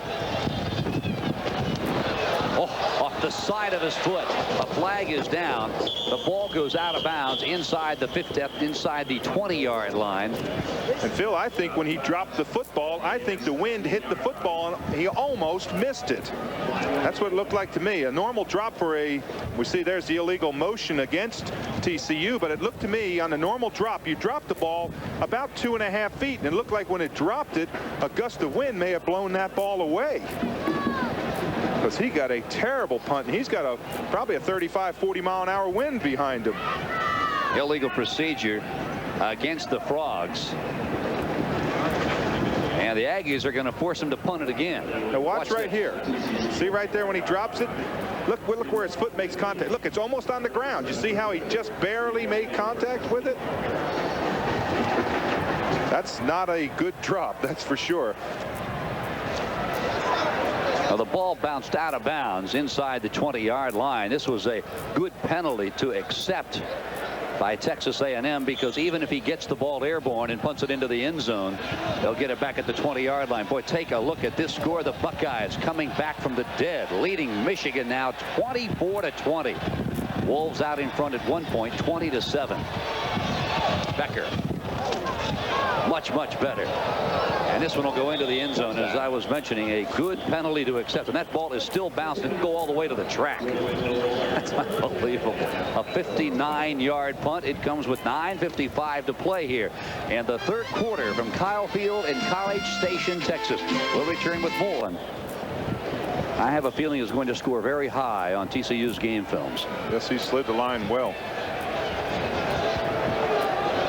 Second down and 7.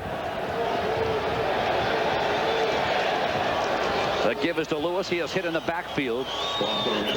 He'll lose 3. Mitchell Benson, the right tackle. Tell you what, he went around Richard Webb like Webb didn't even take the field. It looked as if Webb may have mistaken what the play was, because Benson took an inside move on him, and Webb just brushed him, and boom, Benson made that tackle 4 yards back in the backfield.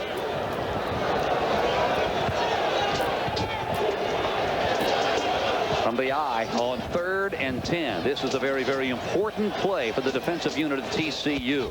Lewis trips at the line of scrimmage and goes down at the 21. It'll be 4th down and 9. And here comes the Aggie punting unit.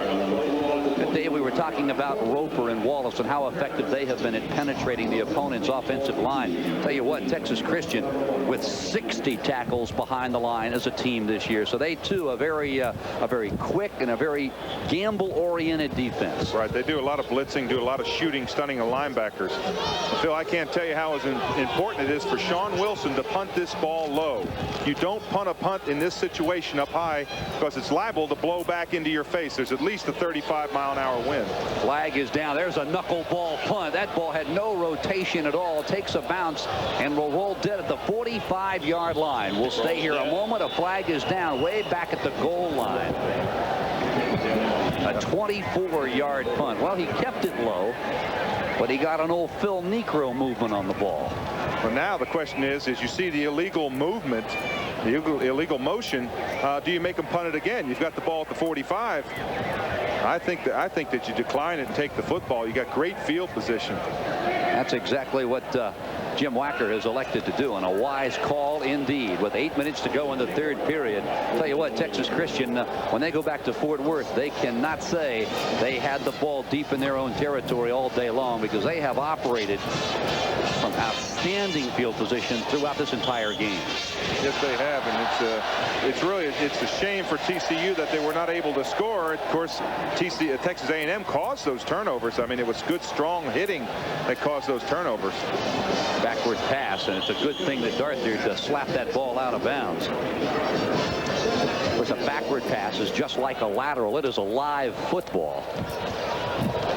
And again, they continue that no huddle offense, trying to capitalize on the movement of Texas A&M. 2nd down and 10 now from the 45.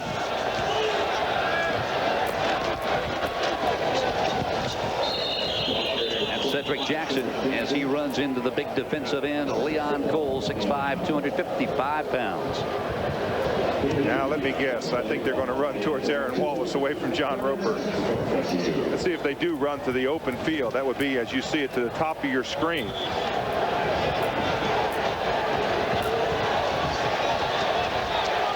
Throw, sideline pattern, in and out of the hands of Reggie Davis. Rasco hit him right where he wanted to hit him. A great timing pattern, but Davis simply didn't get turned in time. What he had to do is he had to hit him so fast. Watch how quickly Rasco gets hit with the ball. Now he's got the ball right there. Boom. He's got to get rid of it, because he had 2 people coming right down and didn't allow the receiver to turn and look back to the football. As soon as the receiver turned, the ball was right there. Boom. 4th down and 7. Mickey Washington standing back at his own 10-yard line, awaiting the punt from Chris Becker. He puts it straight up in the air. That's the kind of punt you want. It'll roll dead at the 14-yard line. So the Aggies will once more begin deep in their own territory with 7:14 to play in the 3rd period. A&M over TCU by 12. To play in the 3rd period. The Aggies out in front 12-0. Richardson trying to roll to the right side, had a notion to pitch it out to Darren Lewis, wisely held on. Dave, on that last punt by Becker, it appeared as if he could have run for that 1st down. It certainly did. It looked as if the entire defensive unit just ran downfield trying to get a return. And I think if they get another punt opportunity in that situation, they'll run with the football. It was so obvious that he could have picked up easily the 1st down. 2nd down and 6. Lewis smacked at the 20-yard line, a gain of 1. Romeo Smith, the senior left corner from Houston. He alternates backing up the left corner and the strong safety, Lavoyle Crump.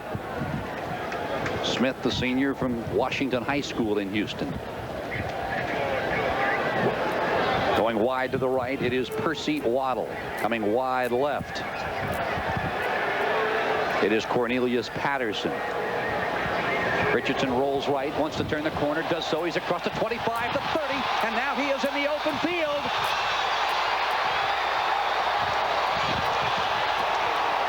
And what a great job Robert McWright did fighting off a block. He was the last man between Richardson and touchdown land. What a good read by Bucky Richardson on this play, whether to put it into the fullback, pitch it right here, and all of a sudden he just says, I'm just going to turn back up. You can see there Newton overran the play, got a good backside block there by Brian Ross, who picked off Philonda Newton, and you can see Richardson in the run. But good play there also by Robert McWright to run him down, but a nice play there. Probably the highlight of that play for the offense was the good block by Brian Ross on Philonda Newton. First down at the 34. The give is to Lewis. He's across the 33 down near the 32. Clock continues to run. We're at 5:29 remaining in the third.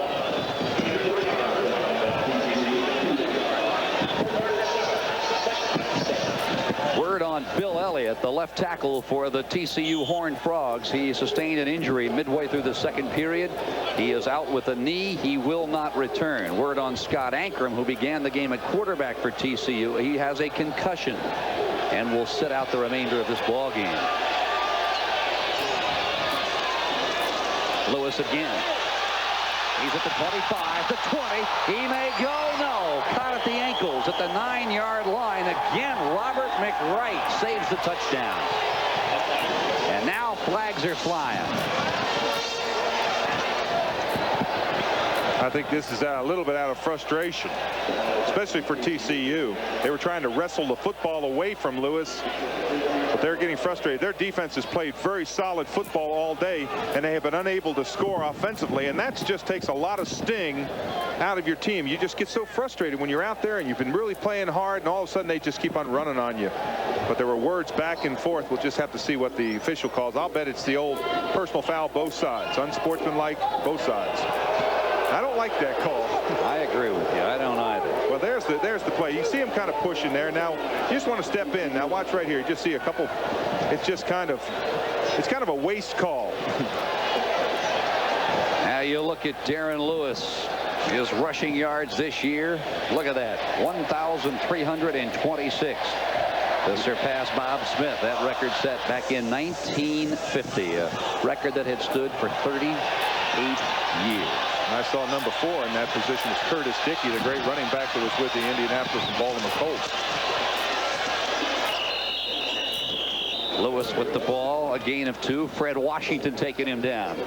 You know, they did honor Curtis Dickey here today. They inducted the players and the athletes into their Hall of Fame, and he was one of the inductees, and an excellent football career both here at A&M and of course in the pros. The Colts. Curtis Dickey. I remember him, world-class speed. Boy, he could run. We're at the 4-minute mark. 4 minutes remaining in the third period. Richardson rolls left. The pitch is to Lewis, and he is shoestring tackled at the 9 by Greg Moore. You can see him tromping in the water. There's a small crown in this field, and the water has a tendency to work its way outside the hash marks, and there's more water as you get away from the hash marks towards the side of the field. Which would lead one to ask the question, why not run the ball in the middle of the field? Well, they haven't run it with too much success in the middle of the field. That's one of the reasons. Benson and Fred Washington, Simeon has been playing very well, and Darrell Davis has been playing very strong inside. Richardson wrapped up at the 8-yard line, and the Frogs defense led by Jordy Reynolds. A gain of 1.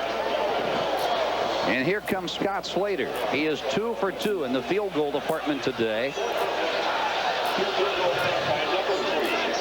And this could very well be a very important field goal. A&M leading 12-0. This will come from 25 yards out into a very, very stiff breeze. It is up And it is no good as he pushes it off to the left. Into a 40-mile-an-hour wind. And he pushes it left. And the score stands. 2:45 to play in the third. A&M continuing to lead 12-0. College Station. I tell you, we have had the spectrum of weather. Brasco, he is going long. Pass intended for Reggie Davis. Threw into double coverage. Had no chance to get to the football. These A&M players play that defense so well back there, covering man-to-man. That time they had double coverage on the man he chose to throw to.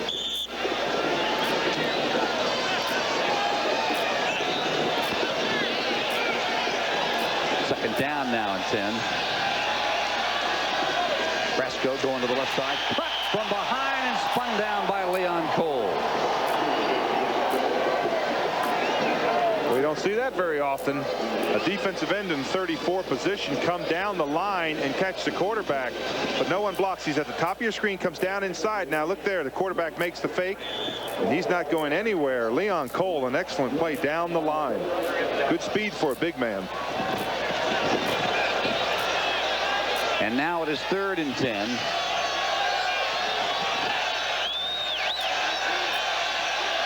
Aggie defense showing blitz, and here they come. Brasco hit from behind, fumbles the football, and it is recovered by A&M, I believe. Yes, the Aggies have recovered. Well, you called it, Phil. Outside linebackers, we talked about them earlier, the Blitz brothers, Aaron Wallace and John Roper. This time it's Aaron Wallace from the outside. Look at this, Brasco, nowhere to go. There's Wallace. Boom, knocks him down. Watch it again from the outside. We talked about speed being their greatest, just their greatest talent. And look at that speed. He's in the backfield before they even set up. That's why they have the nickname the Blitz brothers.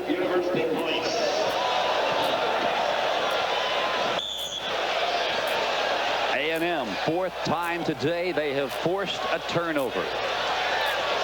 And now the ball nosing the 10-yard line. Here come the Aggies. Darren Lewis is the I-back. Give first man through. It is Wilson to the 5. You know, one of the things we talked about was the fumbles that TCU has had this year.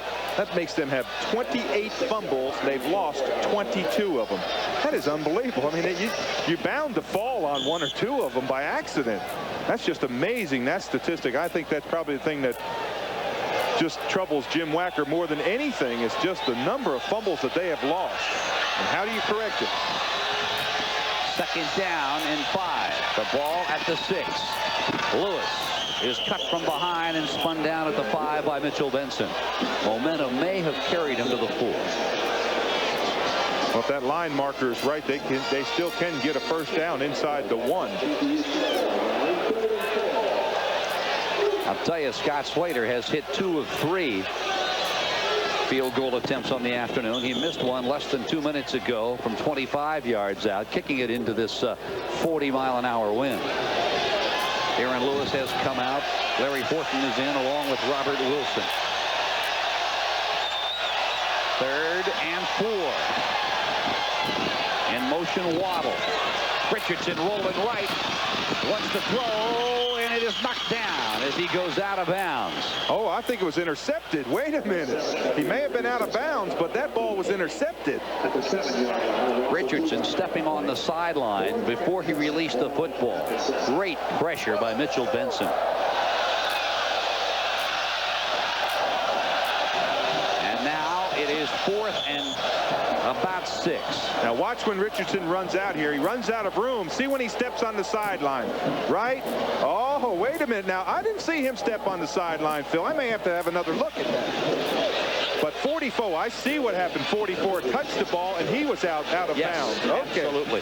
Well, good. I'm glad to see that. Slater now. A good call.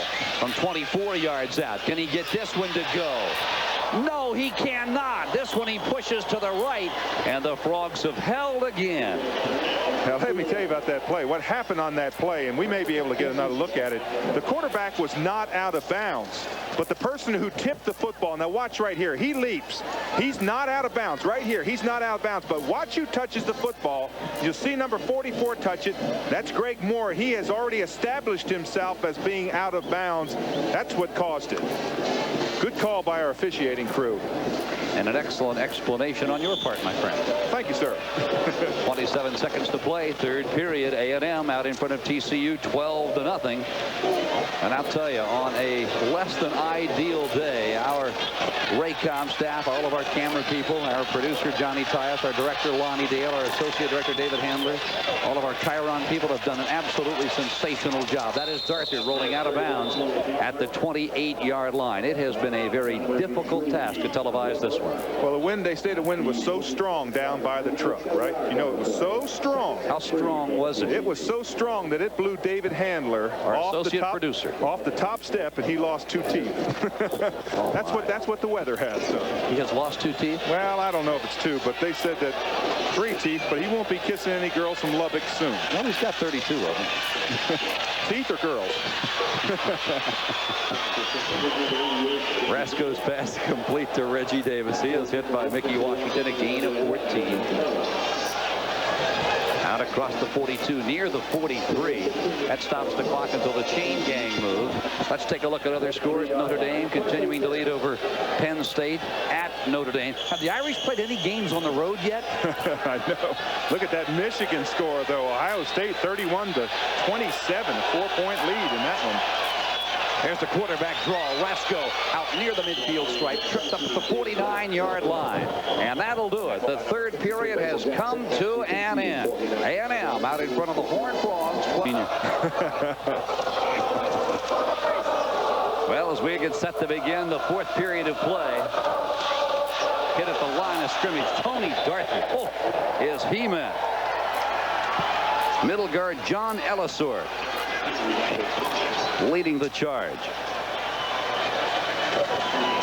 Now Texas Christian coming into this game, David, had averaged a little more than 20 points a game.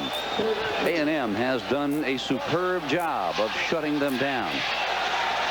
Big down here for TCU. They almost have to pick up this first down. Darther turns the corner. He has got the first down. A great block by Kelly Blackwell.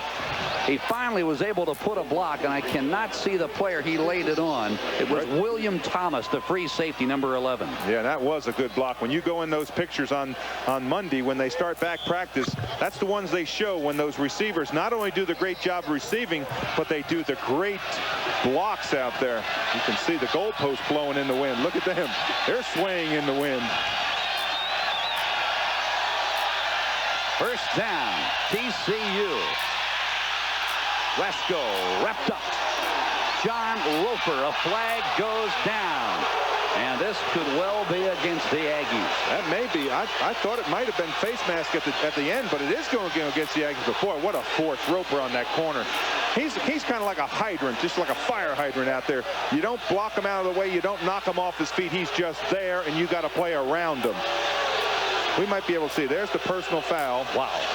And it is on John Roper. But watch at the tail end of this. See, he kind of throws him down. If that's what they called, there was no face mask on that play, not from what I could see. They must have called that. But that's just good, hard, solid football. There's nothing wrong with that in my eyes. Uh-oh. What's that score? Wait a minute. Oh, how can this be? Michigan leading Ohio State. Now, boy, what a second half they have had in Columbus. 14:04 to play in this ball game. The Frogs on the move. Tony Darther cuts it to the outside, sidesteps the sideline, and is run out. A gain of 2, maybe 3, and again, John Roper with the pressure.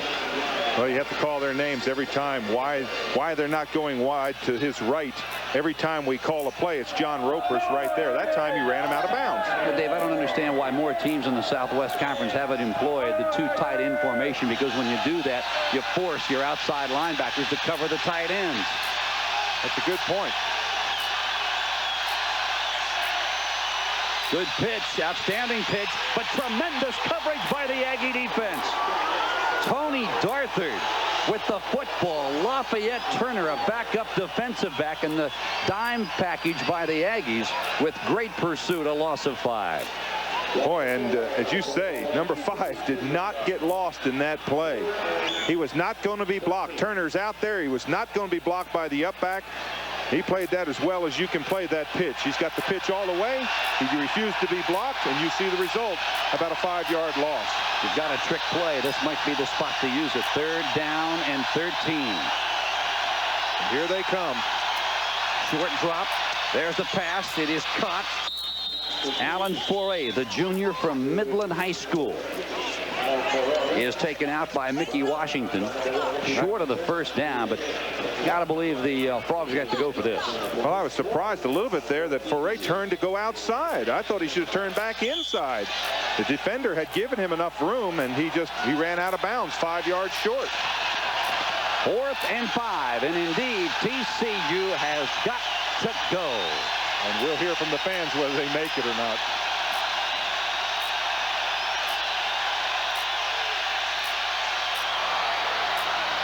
Pass intended for Reggie Davis. He had a step on Alex Morris, and Rasco overthrew him by a yard. So with 13:06 to play, the Aggies will get the football. They lead it 12-0. We'll come back to Kyle Field in blustery College Station, Texas, in a moment. Alive and well this afternoon. Well, a team actually, they just idolize this coach, and they are a reflection of their coach. The spirit that they played, they played tremendous defense. They've been able to run the ball against a very stubborn TCU defense, but their defense, I think, has really been the key. Roper, Wallace, they play just like Jackie Sherrill taught them. Darren Lewis across the 34, out near the 35. Andre Spencer goes helmet to helmet with him. Gain of 9. It'll be 2nd down and 1. Lewis now with 91 yards, 9 yards away from his 8th consecutive 100-yard game. Well, he hasn't had that big breaker like he usually gets yet.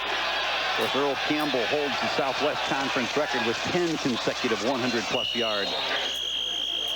Roosevelt Collins stopping Robert Wilson, a gain of 4.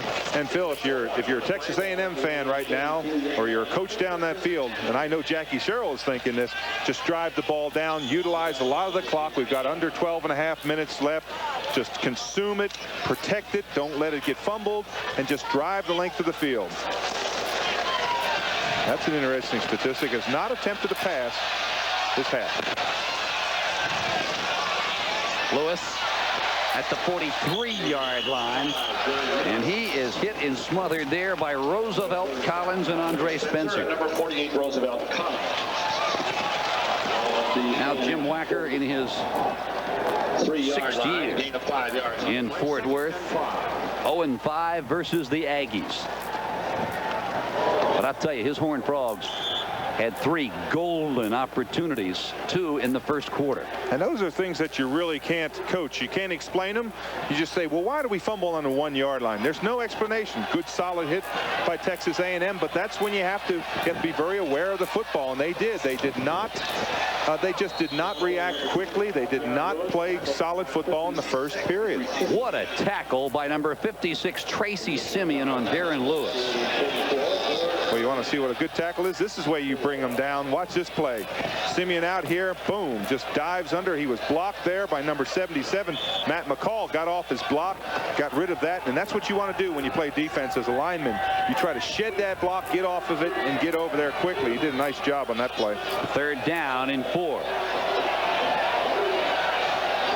Horned Frogs showing blitz. Coming the near side is Richardson. He has got the 1st down, and he is on his feet at the 32-yard line. A flag is down. And that is not a good sign. I believe it is going to be holding or clipping against the Aggies. Yeah, I think it was Percy Waddle that was holding on that play. And that could negate a great play by Bucky Richardson. That choice, whether to flip that ball or whether to carry it. I think it's going to be a holding call against Percy Waddle and brought all the way back. Yeah, he's on Tracy Simeon right there. You see him right there.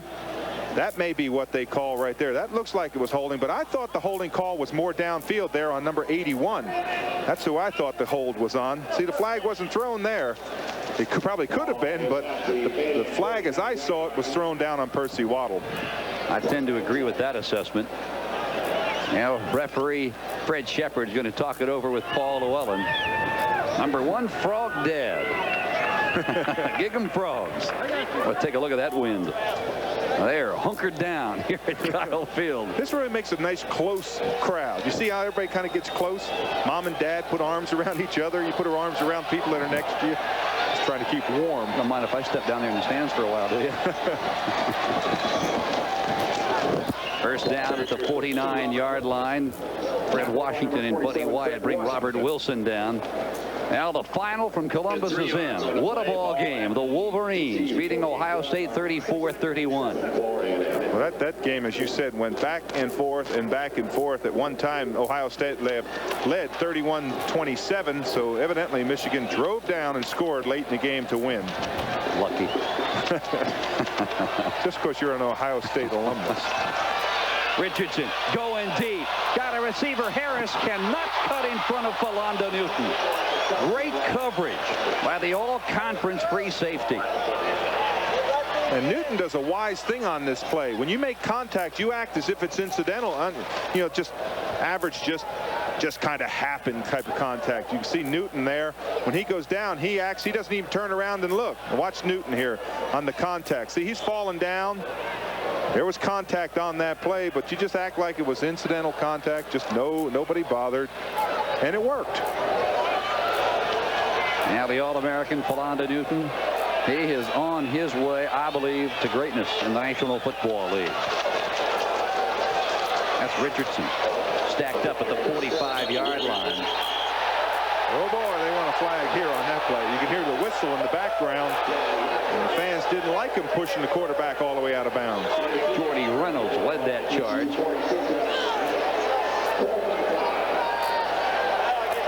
A gain of 3. Still short of a first down, and the Yankees will have to kick it away. Sean Wilson is on. Now what you want to do in this situation is kick the ball as high as you can and let your defense run down and either catch the football or bat it down inside the 20. But you want to get the ball high because the wind is going to take the football down the field. You don't have to kick for distance. This will be Wilson's 7th punt. Big high end over end, and I don't know what he was thinking, but he put it 9 yards deep in the end zone. He comes off shaking his head. I don't believe I did that. A 46-yard punt. That will stop the clock. Still plenty of time remaining. Horned Frogs trail the Aggies 12-0. As you look at those guys out there with red shirts, T-shirts. Rasco with the quarterback draw. Flag goes down, and it was a very late flag.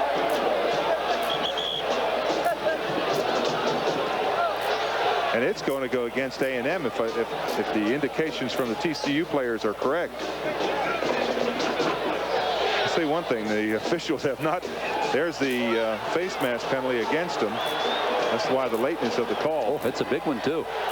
Well, it is. It's the 15-yard. Of course, there's the incidental one where you just use it, just hand goes on the face mask, and then there's the big one, 15 yards, where you are using it to tackle with. Look at A&M's penalties today. My, oh my, 11 for 100 yards, and they're leading this ball game 12-0. A first down for TCU at the 37-yard line.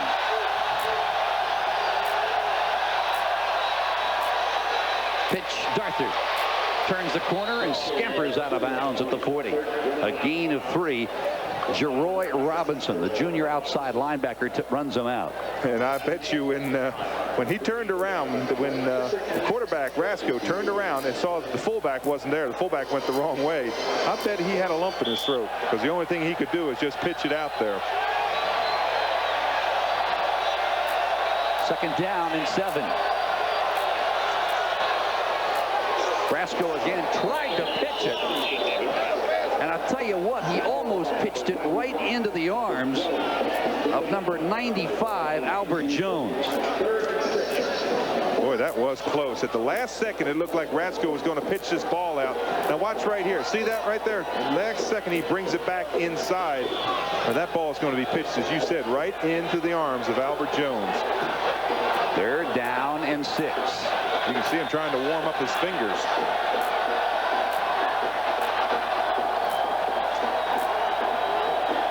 Brasco short drop. Good pass. It is caught. A 1st down. Reggie Davis is still on his feet, or is he? Hold everything. They're going to stop the play, and Plain Davis was on a knee when he caught the football. No catch. Oh boy, this was a let's see if we can see it here. Now watch the knee when he catches the football. Right, that's the knee. It is a catch. Right, it's a catch. It's down right there. The knee is down. Of course, in the NFL you could get up and run, but on this play you cannot. So now it is 4th down and 1.5. 7:21 to play. If you punt it, it's going to come right back in your face. The Frogs are going to gamble and go.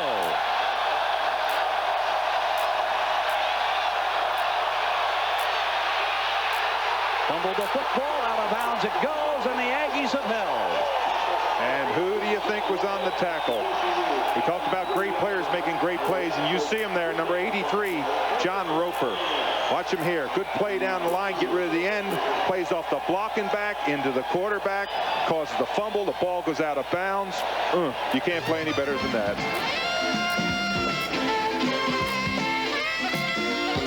Watch the Rice Owls and the Houston Cougars do battle. I can't believe that kid had no shirt on and a pair of shorts. It's 67 degrees, a 25 to 35 mile an hour wind blowing out of the north. I don't know what the chill factor is, but he's nuts. Let's go back over our Apple Roundup. Of course, Notre Dame, Penn State. Notre Dame continues their streak. Michigan beats Ohio State 34-31. The Battle of South Carolina leans towards Clemson in the 4th quarter, 22-7. Here at College Station, the Aggies over the Frogs 12-0 with 6:35 to play. Bucky Richardson coming around the right side. He hurdles one player and goes out of bounds at the 32-yard line. What a play by Bucky Richardson. That may be the play of the day. Andre Spencer is coming up here. Now watch this play here. He's breaking down, but he goes low. Look at Richardson. Leaps over top of him, comes right back down, and keeps on running. Look out, Edwin Moses. My, oh my. 4th period score. Pittsburgh Panthers continuing to trail. Texas and Baylor tied at halftime, and Texas Tech leading 17th ranked Houston 7-0 in the 1st period. And that's a shock. There's Richardson again. He had so much fun the last time. He may go inside the 10, run out of bounds at the 3. Romeo Smith finally took him out. They'll spot it at the 2-yard line. A gain of 31. You can see they take away the pitch. Look at the block right there by number 32, Robert Wilson, inside. That's what frees him up at about the 25-yard line. Now he's down the sideline, gets kicked out of bounds at the 3. But good block there by Robert Wilson, that lead blocker on that play. 1st and goal, Aggies at the 2-yard line. You know, there's so much youth in this backfield of Texas A&M. You look at Richardson, he's a sophomore. Wilson is a freshman. Darren Lewis is a sophomore. Their backups are freshmen and sophomores, so there's a lot of good things ahead for Texas A&M. The give is to Larry Horton, and he is stacked up at the line. Fred Washington, Mitchell Benson, Paul Llewellyn. And this is gamble time if you're TCU. You have got to think that they're going to come right up the middle. You've got to play the middle and guess. If they go wide, they're going to get the score, but you've got to stop up the middle first. So you look for those middle linebackers to just guess and fly up in there. If they go wide, well, you can't win them all. Bucky Richardson on a rollout here. No, right up the middle, over the right side goes Robert Wilson. Touchdown, Aggies. He's that running back that made that great play to free Bucky Richardson, and he's only a freshman. There's nobody back there in that backfield of Texas A&M that's past the sophomore. I'm looking back here, I see 3 deep. It's just amazing. The only one is Chris Osgood, who's the backup quarterback. He's the only junior back there, but of the top 9 players back there, all freshmen and sophomores. Another muff snap. It is picked up by Robert McWright, and he'll be taken down at the 30. Bucky Richardson on the tackle.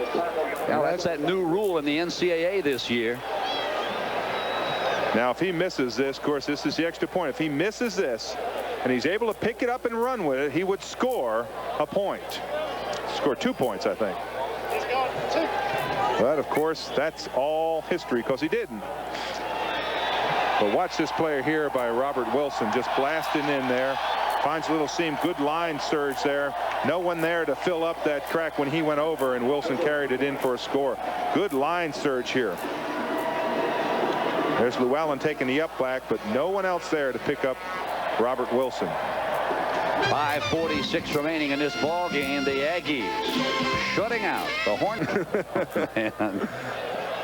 18-0 A&M over the Horned Frogs as the Texas Aggies will boot it away.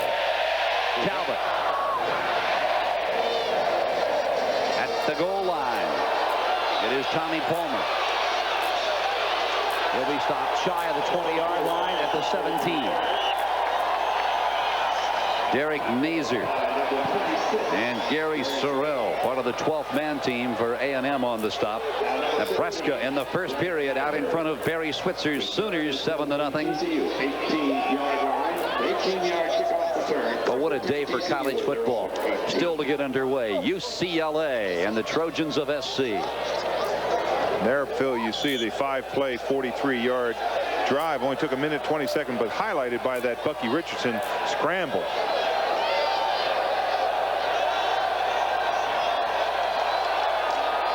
Rasco. There's the swing in and out of the arms of Cedric Jackson. You know, that touchdown you spoke of by Robert Wilson, that was his 8th touchdown this year. And I'll tell you, that equals a Texas A&M record for most touchdowns by a freshman. Darren Lewis, had 8 last year, and George Woodard had 8 back in 1975. I want to remind you, Dave and I will be selecting the Coors Player of the Game following today's outcome. Passes batted up in the air. Adam Bobb got his hand on Rasco's aerial and knocked it down. Well, when you know they're going to pass, here they come. Adam Bobbs, the linebacker, gets right up in Rasco's face, and the ball is batted down. Now it puts a lot of pressure on your offensive line. Now when you have to pass, they know you have to pass. And, of course, all of a sudden the defense is coming. They come harder because they say, oh, go ahead and run. You may pick up one time, but we're going to dump you 5 or 6 times. This is when it really becomes fun to play defense on football. Here comes everybody. Roper's coming in, and he knocks Rasco down, and a flag now is down. Oh, boy. They're going to call this piling on. If they do, this is unbelievable. When Rasco went down, he turned back in towards the defender, and the defender looked as if he fell on top of him. Looked as if it was number 71, Jeff Shanks.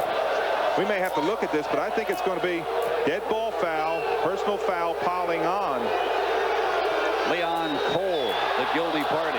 Now let's see what happens. Now watch right here at the tail end. Now see, when he turns back right there, there's Roper right in his face. Boom. Now watch when he falls down. See, he just falls on top of him. That's a tough call, but it's a dead ball foul. The official was right in position to make the call, and it gives him a first down. 5:11 remaining in the ball game. That's Darthard. He'll cut it outside, and he is taken down by Adam Bobb and Alex Morris. I'll tell you one thing that makes Texas A&M such a good football team, and that is they tackle so well. We have not seen a lot of broken tackles today. When they tackle, they are told to wrap them up. You get those arms around them, you hold on. And TCU has not been able to break the long run because they have not been able to shed those first tackles. Rasco pass is cut by Reggie Davis. He is spun down shy of the first down by maybe a yard. Well, Dave, this is Texas Christian's last game of the year, and seniors like Rasco, Scott Ankrum, Reggie Davis, they are all playing their last game on the defensive side. Mitchell Benson, Tracy Simeon, Frank Hawkins, a backup right defensive tackle, Ron Lewis. You look in the linebacking core, Paul Llewellyn also playing his last game as a collegiate linebacker. And Jeff Daly, the center, who's played very well for them, and he's playing his last football game. Of course, for Texas A&M, they still have 2 very important games to go. Next week, they are in Austin to take on Texas. And then the following week, they come right back here to College Station to take on the Crimson Tide. Yeah. And we're going to see a play now. This is what you call, this is a do or die play. If you don't make it, you die. If you make it, you've got a little bit of do left in you. But it's, well, let's see, is it third down? I thought it was fourth down. I'm sorry. I'll have to retract that. It's third down and about a yard. So it's not the do or die play.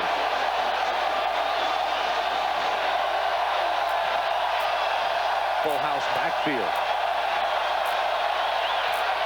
That's a first down. Cedric Jackson's got it. Gosh, surprised me they ran over towards John Roper on that play. But you know, when you have those good linebackers like Texas A&M has, it's hard to run away from them. Even their inside linebackers. Johnson, we talked about Adam Bobb, Dana Batista, their #1 tackler inside.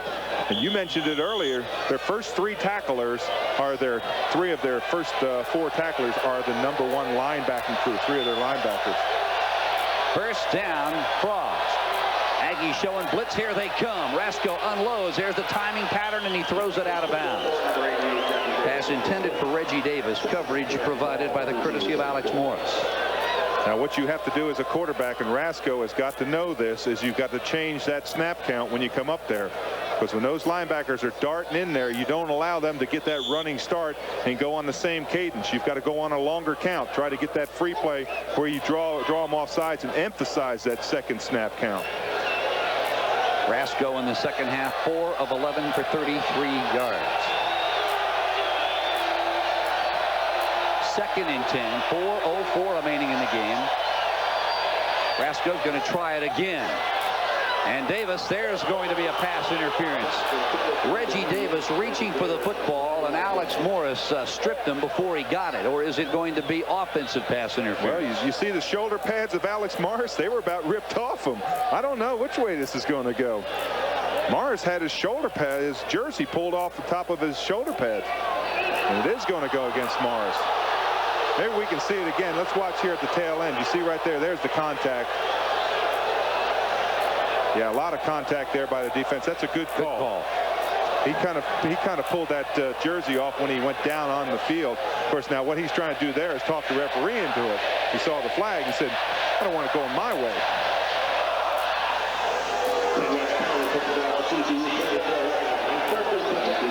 I want to remind you, Dave and I will be at the Astrodome in Houston 1 week from today, where the Rice Owls will take on Jack Party's Cougars of Houston. A&M, look at those penalties. And they are leading this ball game 18-0. Tommy Palmer taken out by Leon Cole. I saw R.C. Slocum over there on the sideline. He was kind of had a big smile on his face, saying, well, this is my debut as the head coach. Jack, you'll be back according to his press release on Monday. And gosh, I can't believe you threw that flag on me. I wonder if in A&M's media guide next year they will list R.C. Slocum as being head coach 1 game. Glasgow wrestled to the turf. It is Leon Cole and Terry Price. A loss of 4. Boy, and Cole is coming down that line so hard. That's the second time we've seen him catch him from the backfield. He just comes down that line so hard. You'll see the quarterback, when he just hesitates a second, there's nowhere to go. You can't turn back because Leon Cole, 74, is running down that line. He's a senior playing his last game. Well, one of his last games. They have 2 more to go. Third down and a bunch. Rasco. Here comes Roper, and he's down. John Roper is there once more, as is Terry Price, a loss of 16.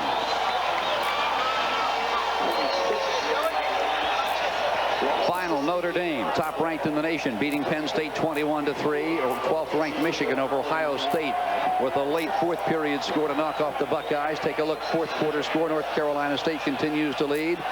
Texas Baylor, Houston, Texas Tech, deadlocked.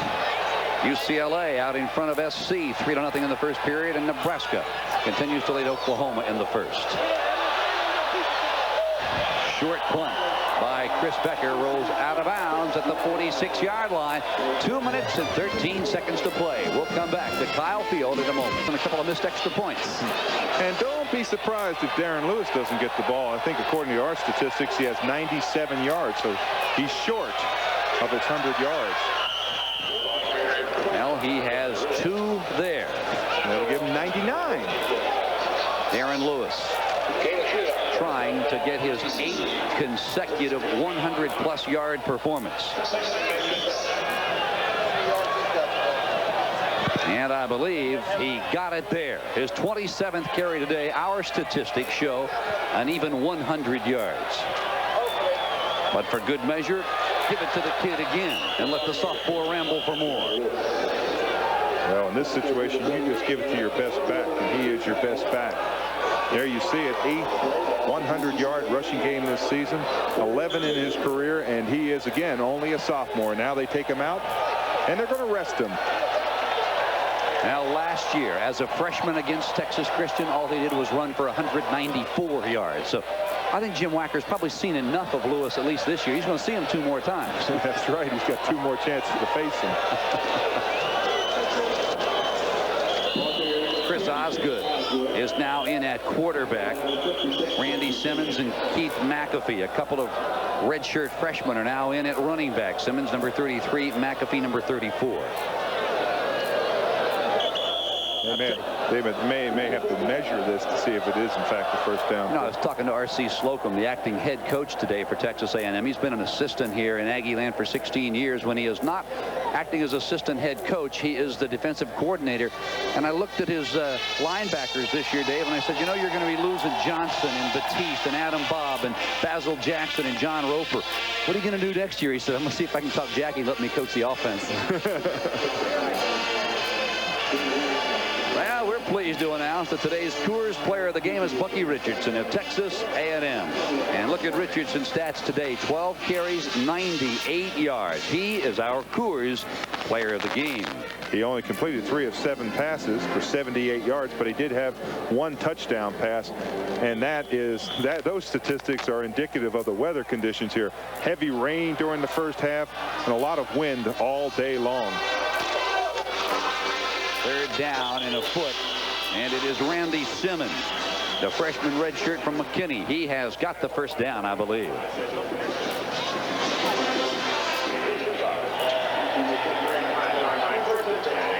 Well, as I said at the outset of our telecast, you've got to go all the way back 21 years ago to find the last time that a Horned Frog team beat the Aggies here in College Station, and that jinx is going to continue here in 1988.